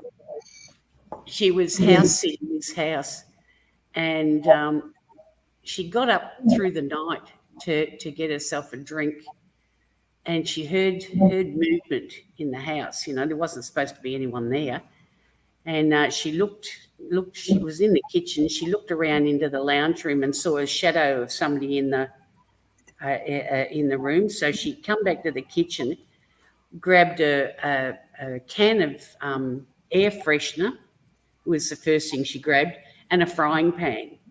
Anyway, she snuck up behind this bloke, and he turned around as she got to near him.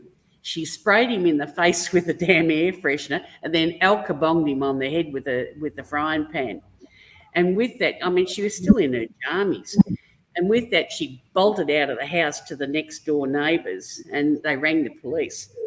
And when the police got there, they went into the house, and here's this bloke just starting to come to on the floor in the lounge room. she knocked him cold.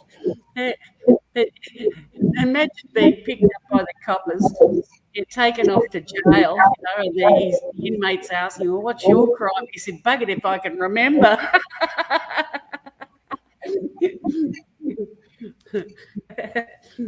But I reckon it was a classic. Well, I guess the funniest one I ever heard about a break-in like that, I had a buddy of mine, a truck driver. Came in, well, he had to carry his truck to the yard. They were on service. One of the guys ran him up to the house where he lived, and nobody was home. He walked in there and started taking his clothes off, fixing to get in the shower. And he heard the glass break on the back door. He said, I looked around and said, I didn't have a baseball bat. I didn't have anything. And he looked, and his kid had won a pistol. It looked like a 45, but it's a BB gun. And it just was laying there. And he grabbed that thing. When that guy come through that door, he just stuck it in the face. Just put it right up against his head right there. And pulled the trigger on it. And that old boy just passed out. that BB hit him right there in the head. And he just passed. When he got there, he was stretched out on the floor when I got there. Dang, you're tall. I'm only 4'9".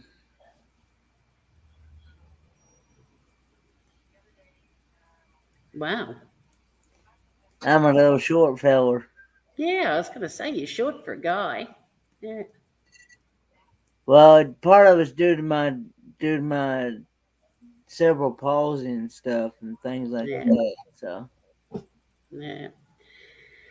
Yeah. No, well, I guess I'm just average height anyway. But I was, in fact, I think I'm the tallest female in my immediate family. Of my generation, anyway. My mum, I think, was only about 5'4", 5'5". My sister-in-law, well, she's about 5'5". Both of them, actually, about that. Yeah, a little bit shorter than me. Yeah, but and there's only one niece, and well, I haven't seen her in over 2 years because of damn COVID. Yeah, but she might be a little bit taller than me now. But other than that, both the boys, both my brothers and that, were 6-footers.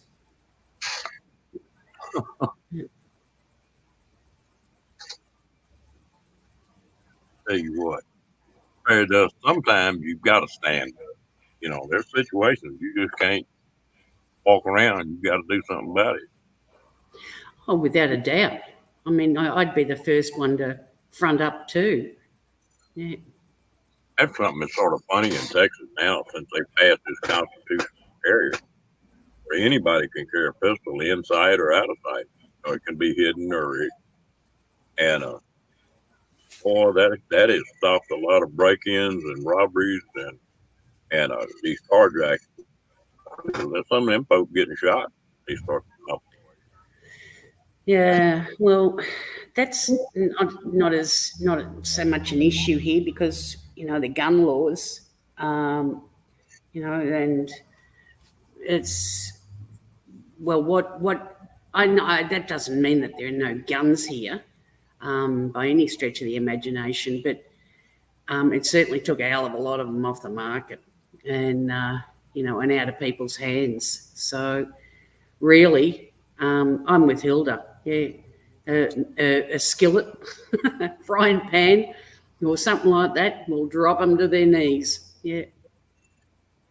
Not to mention crack their heads open, which buggers deserve Yeah. anyway.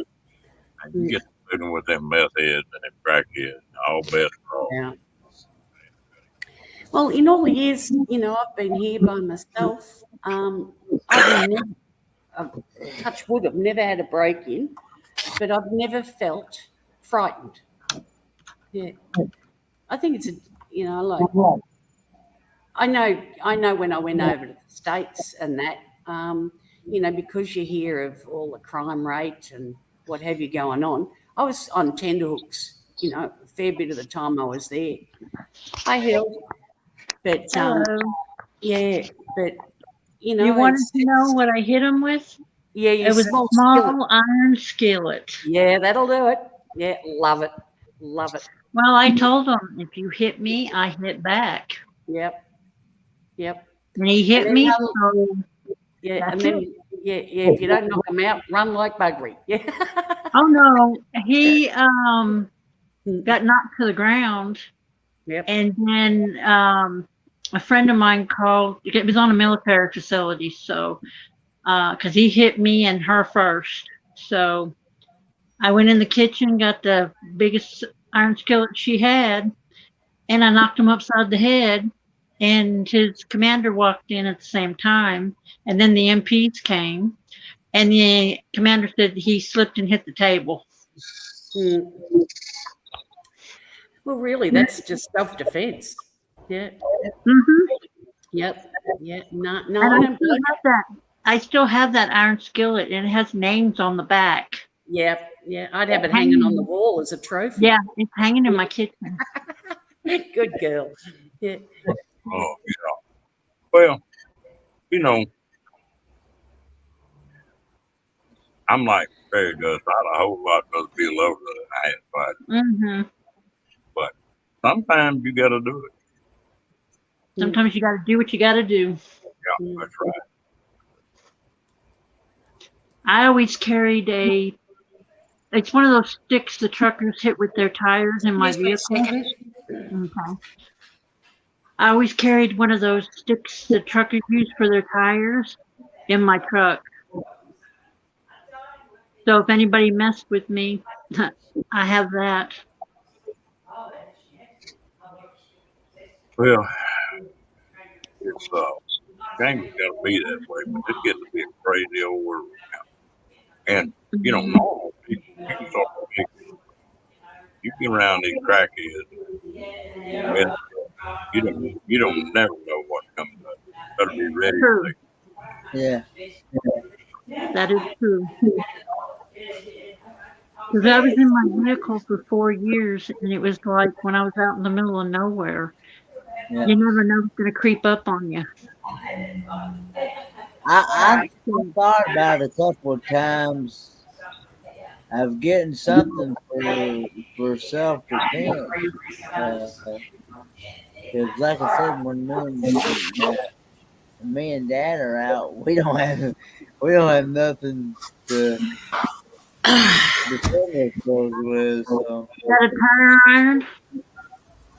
I'll tell you, Ooh, that's serious.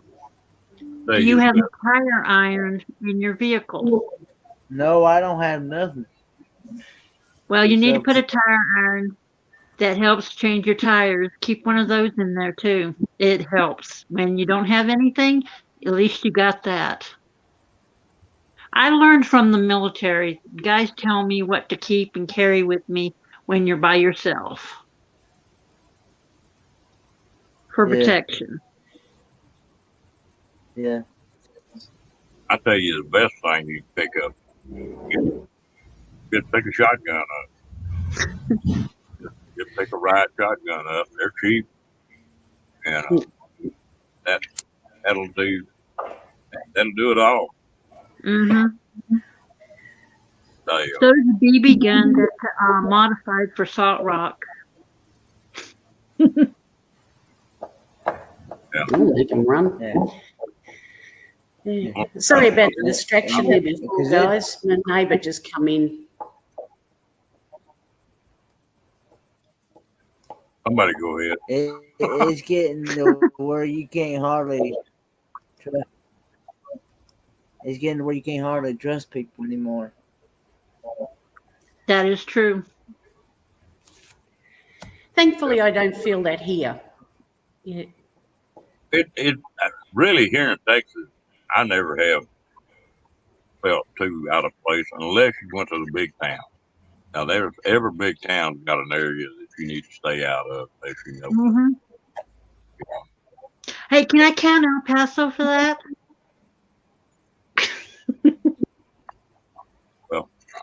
It's sure that way.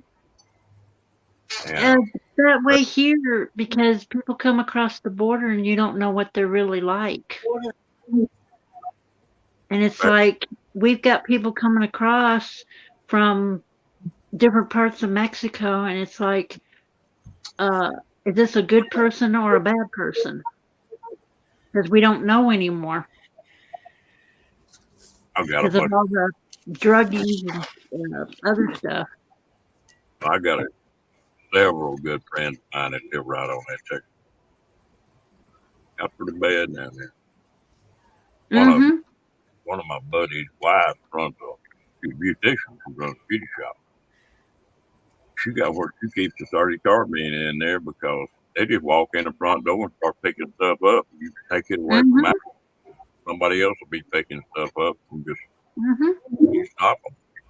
And It doesn't matter what part of town you're in. Someone always takes they what's live not theirs. Del Rio. Hmm. Bad down there. Yeah, I've been there. It's like that here. Somebody's got an echo. I can hear it. Most people are good folks. Yeah. You always got that 5% there. And a lot of them are good folks as long as they know people will put up. Hmm. Well, with the money situation right now, people are taking from people.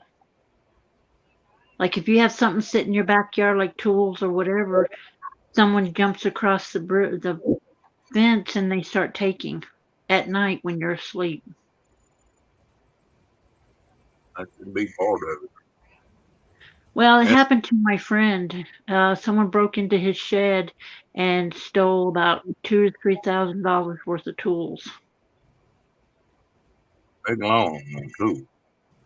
Oh yeah, but every pawn shop that got the tools, because his called him because it had his name and phone number on it. He etched it in all of them.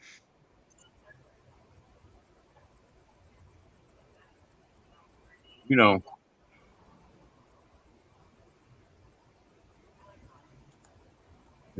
what do you say, Janet? It's better to give than receive. And that goes for Ed, too. No, what I meant was I try to treat people as they treat me, you know, like, and until I get to know a person, it just determines, you know, how involved I'll become with them. That's all. True. So, yeah. But I don't discount anyone in particular. It's just a matter of how they treat me. I mean, if people are respectful or they're, you know, genuine or open or whatever, sure, you know, I'm happy to talk to anybody and everybody. But if, you know, if they're not along my line of thinking or, you know, just general conversation or something like that, well, sorry, you know, I need to be elsewhere. You know, usually I'll meet somebody, and within 4 or 5 minutes, I've sort of formed an opinion, and I'm not wrong very often. Like, most of the time, that first impression is the way they're. Yeah, judge of character. Yeah, I'm reasonably good at it too, So sometimes there's a surprise there or two, but mostly, I think, well, I don't know. It depends on where you set yourself up into, like some places and that, can be a bit iffy. Yeah, well, yeah, you could be looking for trouble. But, but if you set yourself up in environments where, people are more relaxed, well, then, yeah, it's usually more conducive to getting to know people. Is that one? Kenny? Huh? Oh, yeah. Yep, that was one. Oh, yep. You got him, Kenny? I got him. Good. Yeah, because I'm back in StreamYard again. I'm gonna report.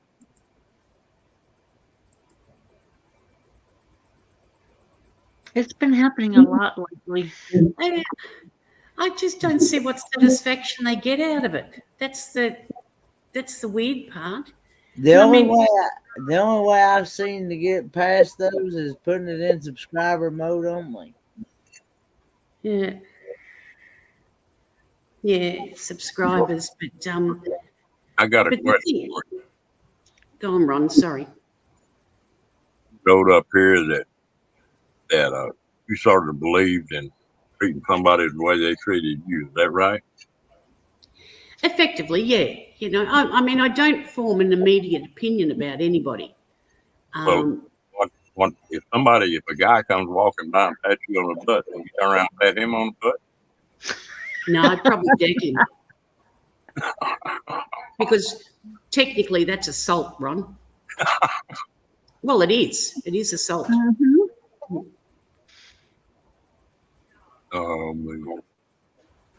I'd certainly give him a mouthful if I didn't give him a closed fist. But I'd certainly give him a mouthful. And Well, I'd make it public too. Well, if I didn't know the person, I would give them a mouthful. But if I knew the person, I would smack them on the butt too. Well, there's that And too. say, how do you like it? Yeah. Either that or you grab it by the so-and-sos and squeeze and say, you do that again and you will never sit down, boy. Yeah. Because I did that once to a friend. He kept smacking me on the butt. So I did it right back. Yeah. And his friend just looked at me and says, what did you do that for? And I said, he smacked me on the butt first. So fair's fair. Yeah. I mean, in play, yeah, that's a whole different ball game. But if I was walking down the street and somebody come up behind me, and did that, look out, because that's assault. I'll tell you what, I dated a gal when I guess I was in my early 20s, and she was a nut.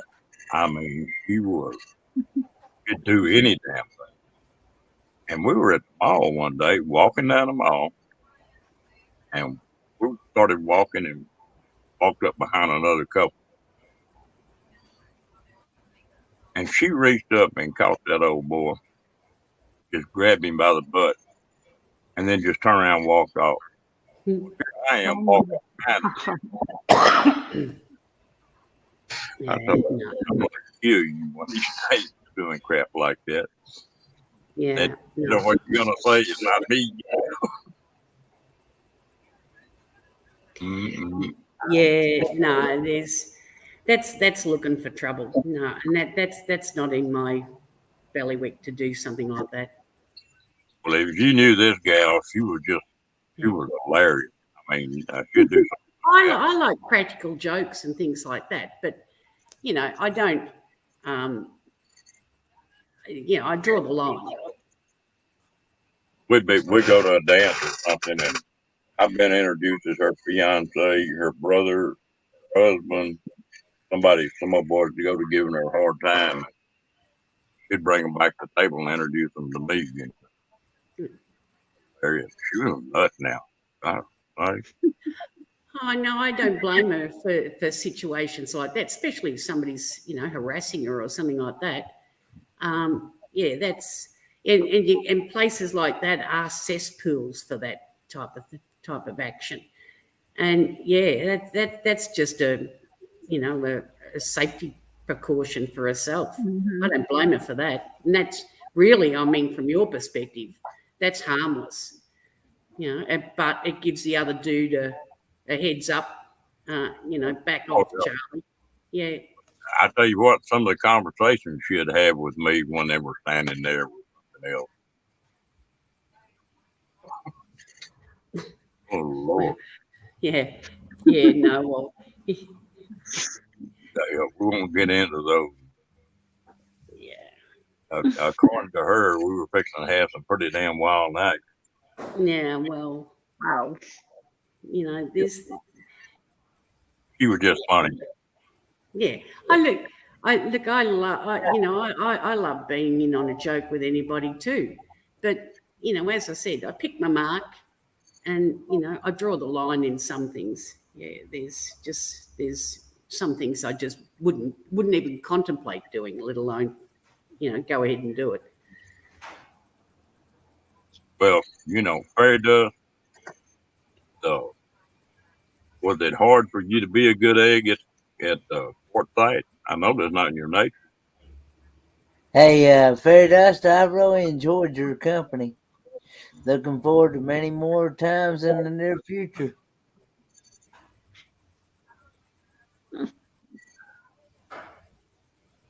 But I'm glad you had fun, Kenny.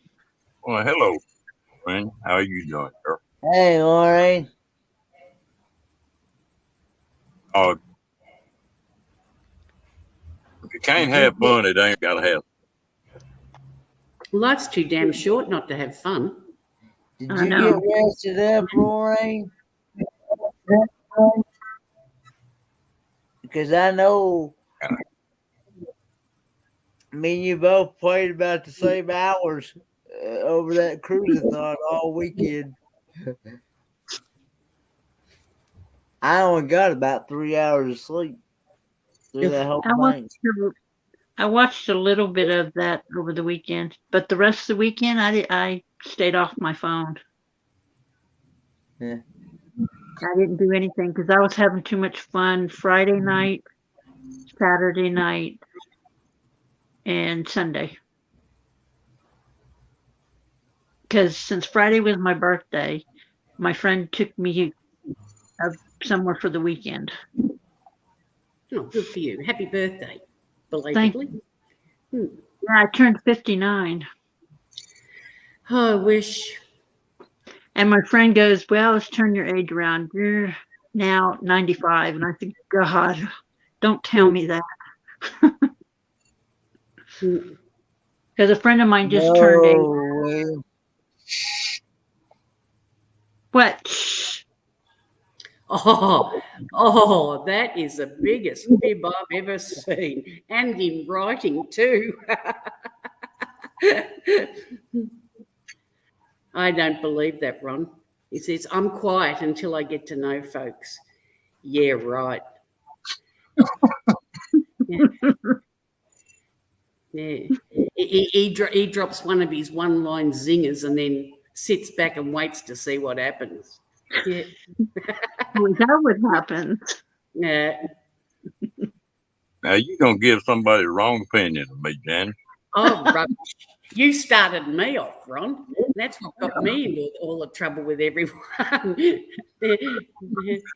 Now, yeah, I'm classed as trouble wherever I go, and it precedes me. Don't know why.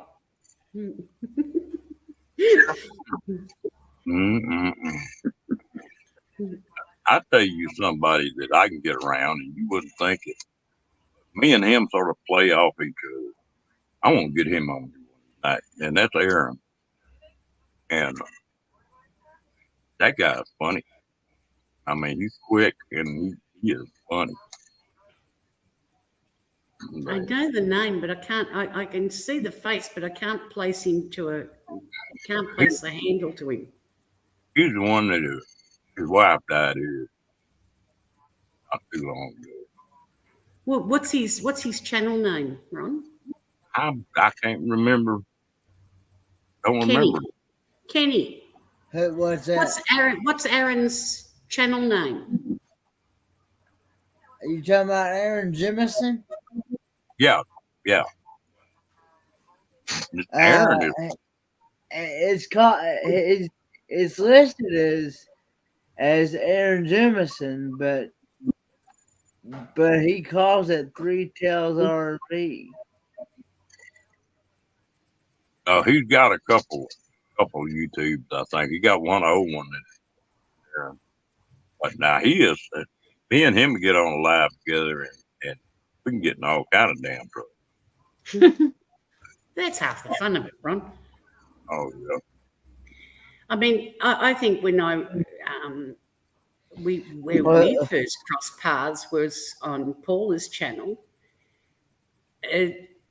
pretty sedately first up, but then when she crossed over to the Wings Have Arrived on DJ's channel, and then it cut loose from there. Oh well, there you go. I mean that was like opening a door for me. I just couldn't help myself. I'm gonna tell you what, those two,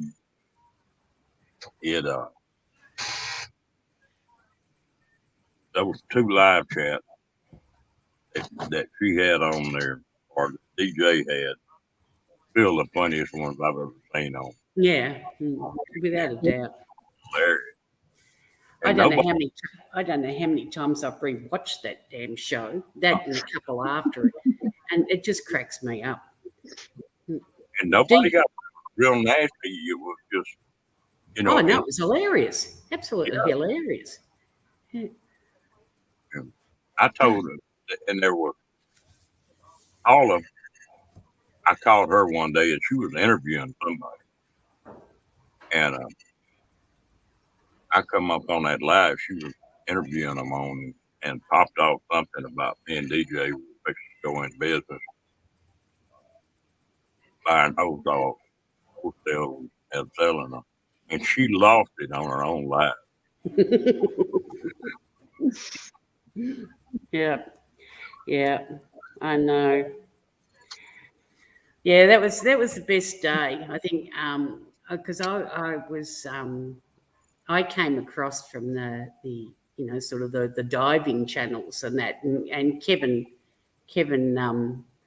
from Nomok Experience, and it was when Paula was interviewing him that I actually found out who Paula was, and because I watched the live. Well then, yeah, the rest is an open book. We've had some good times on. Oh, I haven't laughed so much, and really, it's kept my sanity.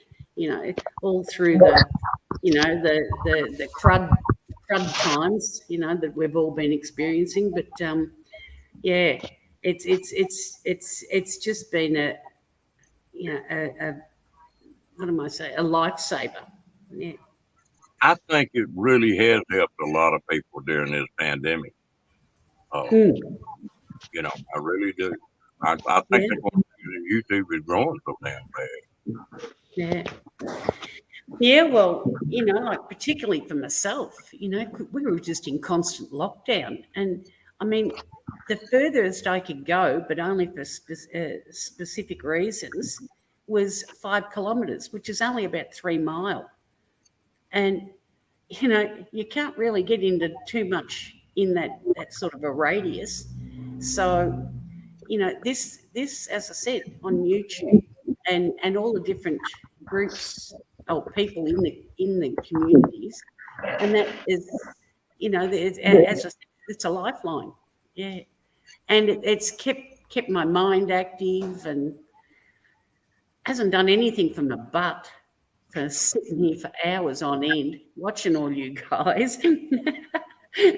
But yeah, I just thank God that I think it was just before Christmas of 2019, I bought the new laptop just as well. Yeah, it's still making the distance because the damn thing's hardly ever off. Been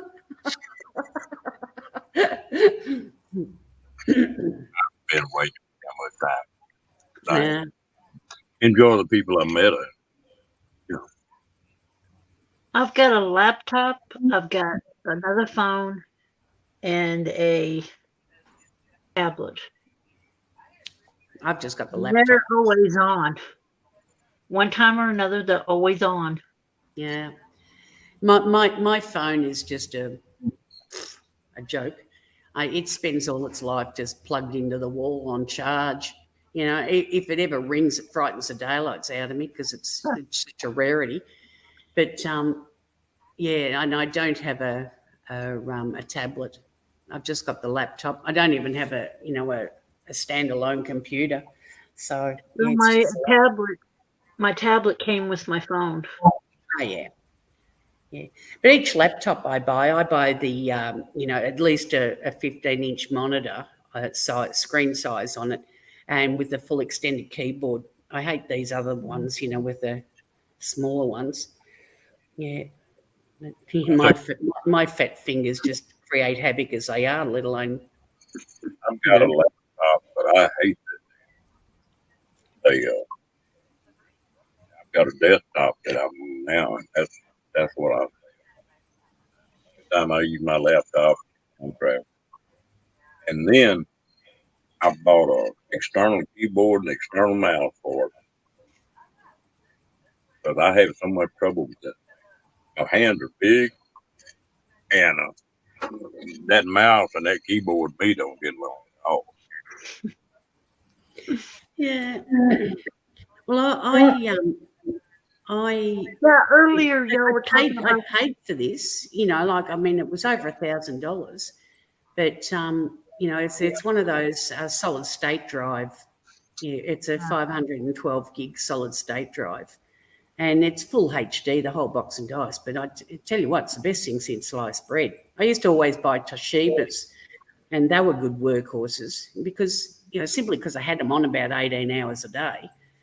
But I've got the Asus now, and it's the best thing since sliced bread. I won't look back. Won't hesitate to buy another one.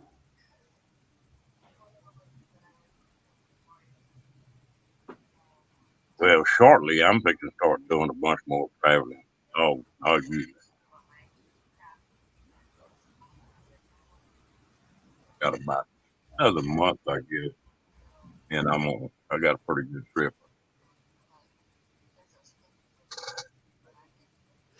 Yeah, well, if you're going to do a trip, Ron, you're going to either got to, and still run your lives and things like that. You've got to consider a good phone, or alternatively, something like a laptop, something that's portable and easy to carry around. You're not going to be able to take your full-size computer with you. No, well, that's why I bought the laptop. Mm. And then I've got a hotspot that I take with me. Well, I got two hotspots. I've got a Verizon and got a AT&T. I And only use Verizon, so I had good luck out of Verizon, but there are places that Verizon won't work. Yeah, that's true. I have AT&T on the one I'm on, and I have a Boost phone. I've got two tablets, a PC, and a phone. And if you Plus, I count have a the bad tablet. phone, that's 5 devices. I have 1, 2, 3, 4. I have 4. Good Well, Lord. my hands are too big, fingers too big. Me and them damn phones don't get along. My fingers are big. And Yeah, earlier y'all were talking about height. I'm 5'11". I'm Yeah, not like my dad. My real mom is short. I can put my hand on the top of her head, use her as a rest, armrest. Mm. Yeah. I'm the only tall one besides my brother in our family as a girl. Out of 5 girls, I'm the tallest.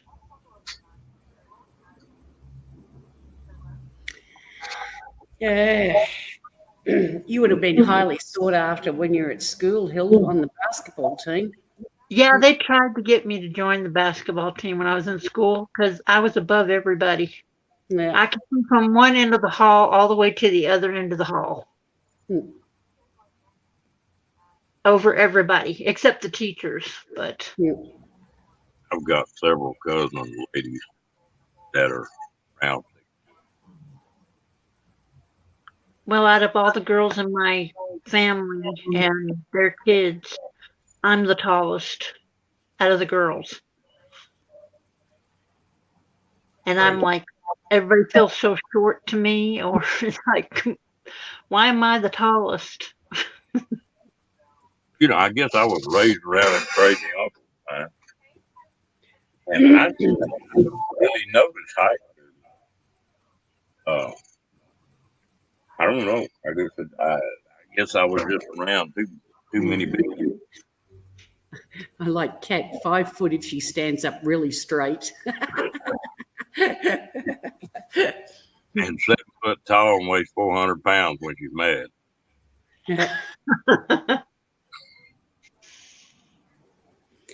Yeah. Yeah, I reckon if you got Kate mad, I'd run like hell. Because I reckon she'd be a real well, not daredevil, but a wily coyote. Yeah. And, yeah. She wouldn't let go of you. Yeah. Yeah, there are some people like that.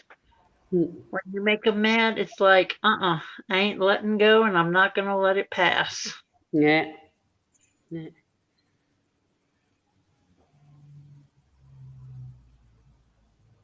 Mm. Yeah. I tell you what, people are really funny. You know, I don't think anybody really likes the way they look. They the most beautiful woman in the world. Something about it you don't like. And a guy's the same way. And what's hilarious about it, every damn person out there got some trait. They're just exceptional. You know, it might be eyes, smile, or attitude, or boot, or butt, or whatever. But there's something that is just extremely that way on everybody. Yeah. If you look for it, you Mm. know, that's the thing. Well, let's face it, Ron, if we were all the same, life would be damn boring. Oh yeah, Yeah. it's like No, they, but you're right though. I mean, everyone has their highlights and their lowlights, and Yep. it's what you make of them. It's that matters. Because you always make your own destiny. Yeah, well, that's right. You know, and let's face it. You know, like if you're looking for beauty, you know, beauty is like In picture here, with inside. is skin deep. It's what emanates from inside that matters. Mm-hmm. Mm. I had a lady that I grew up with, and she was one of the most beautiful women I've ever met in my life. I mean, that figure, skin, the blonde hair, the blue eyes. I mean, or and did you know she couldn't even get a date? The guys were scared of her. Oh, That's not good. she'd tell me, she said, you know, they won't ask me to go out. And I would get tickled because they figured that good looking, she had plenty of stuff lined up, you know. And so I guess you can get to be too good looking too. Yeah. And let's face it. You know, like not every beautiful woman is an airhead. Yeah. You know, there's True. That is Yeah. true. yeah. Only thing I can't stand, and this goes for a guy or a gal, either one, they're really nice looking, guys handsome, and they know it, and they Yeah. that kind of attitude, then I don't. I've met a few guys like that. They act like snobs because they're stuck on themselves instead of everyone out and being nice to everyone. Yeah. Well, girl, gal too. Yeah, I know. Of course. Yeah. Yeah, no, well, they're not worth worrying about. Well, they're what I'd classify as an airhead, you know. Yeah. They've got nothing between the ears. There's certainly nothing worth worrying about. Yeah. True. Mm. True. And they always say, you know, empty vessels make the most sound. Yeah. Yeah, I'm just exactly the opposite. I'm real long from my waist up and short legged. Not short. You got duck's disease. Huh? You got duck's disease. Your bum is close to the ground. Hell, I ain't got no because I ain't got no butt. When I was a kid, with my long legs, my dad used to call me Little Frog Legs. Mm. Yeah, and I looked at a picture when I was a kid, and now I see why he said that. Mm. Yeah, I've been going through old pictures and stuff I forgot I had. Some pictures. Damn. He is long legged then. 6'3" and got a 38-inch in. My son is 6'3". My dad was 6'2". My ex-husband was 6'2". And my daughter, she's the same height as me. I can't help myself, Hild. I have to say this. So when your noses met, he'd have his toes in it. And when your toes met, he'd have his nose in it.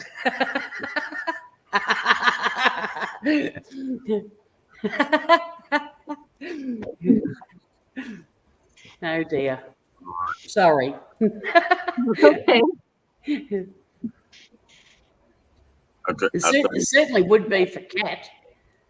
6'3", and she's only 5 foot. Yeah. Well, my best friend was 5 foot. And it was like I had to look down all the time, and it's like, oh man. And her neck was like stretching up, and it's like, yeah, okay. Yeah. Yeah, it is funny, you know, when you get such a discrepancy in height, whether it be male or female.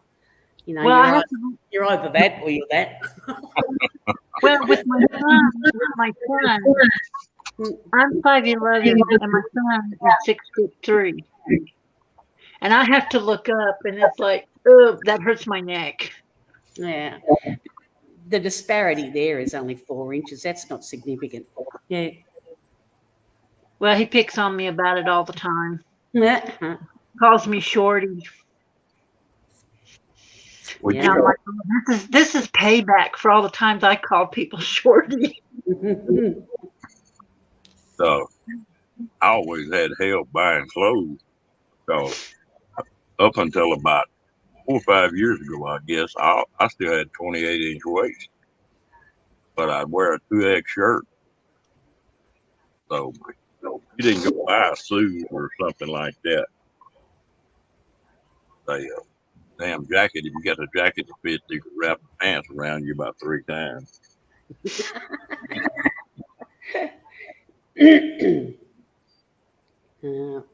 Me, I would love to be skinny again. So would I. Yeah. I don't know. I'd like to lose down about, I know I won't ever get down that far. About 195, about what I feel is best. I would like to be the same as my sister's weight. She's only 99 pounds. And she's thin. Even after she had her kids, she's still at that weight. And it's like, I hate you for that. I gained weight. I've been trying to lose it ever since. was always solid. Yeah, but not like younger and that. I didn't carry any excess weight or anything, but I was always solid. And well, because I was always, if I was always running or swimming or playing sport of some description, and yeah, so I was solid, muscle solid as well. But yeah, that soon went to hell in a handbasket. That's what I said when I had my kids. My weight went to heck in a handbasket, Yeah. especially with my son. I gained the weight. With my daughter, I didn't. Yeah. Well, she was not a preemie. Yeah. My that's daughter not was a uncommon. preemie. Yeah. So, But that's not uncommon for women, because the dysmorphism of your body alone, and the changes you go through pregnancy and after, and that, creates, habit too. yeah. And not to mention, you're feeding little kiddies, and you tend to eat what they don't, and yeah, and you're behind the eight ball before you even get off the ground. Well, with my daughter, you couldn't tell I was pregnant. She sat straight up and she didn't move or anything. But with my son, it was the other way. It was the opposite. I gained the weight with him, plus he moved up. My body was a jungle gym Yeah, because he took his toes, pricked my stomach out, and spread his toes out. My friend slapped my stomach, said, "Stop that!" And I'm like, "What the heck?" We made up for her because she was 4 pounds and 1 ounce, and he was almost 10 pounds. yeah. And it was like, come on.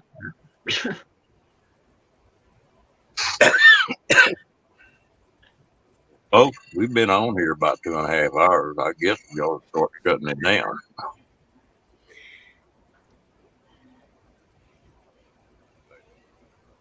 I'm not tough as Kenny is. How long you been away? How long have I been away? Yeah. Well, I got up about. I guess I slept in to about 9:30, but I've been up at 10. I guess I had to go to the doctor today. So I've been up since 4 o'clock this morning, yesterday morning. Folks, Janice, I appreciate you coming up. Gildy, Mr. Kenny, I always enjoy your company up here. yeah, I enjoy Right. your company too. Looking forward to the day I get to meet you in person. Yeah, we ain't no telling what kind of damn trouble we can get into. It's all good fun. I know hearing about less than an hour away, we'll be, and Down Under Cruisers will be coming on. Well, hello, Angie. I didn't see you come in, girl. Hi, Angie. I think Anne's just been in and out. Yeah, I'll she have- said good night, everybody. Well, good night, everyone. Yeah, everyone have pleasant dreams. Enjoyed it. Yeah. All right.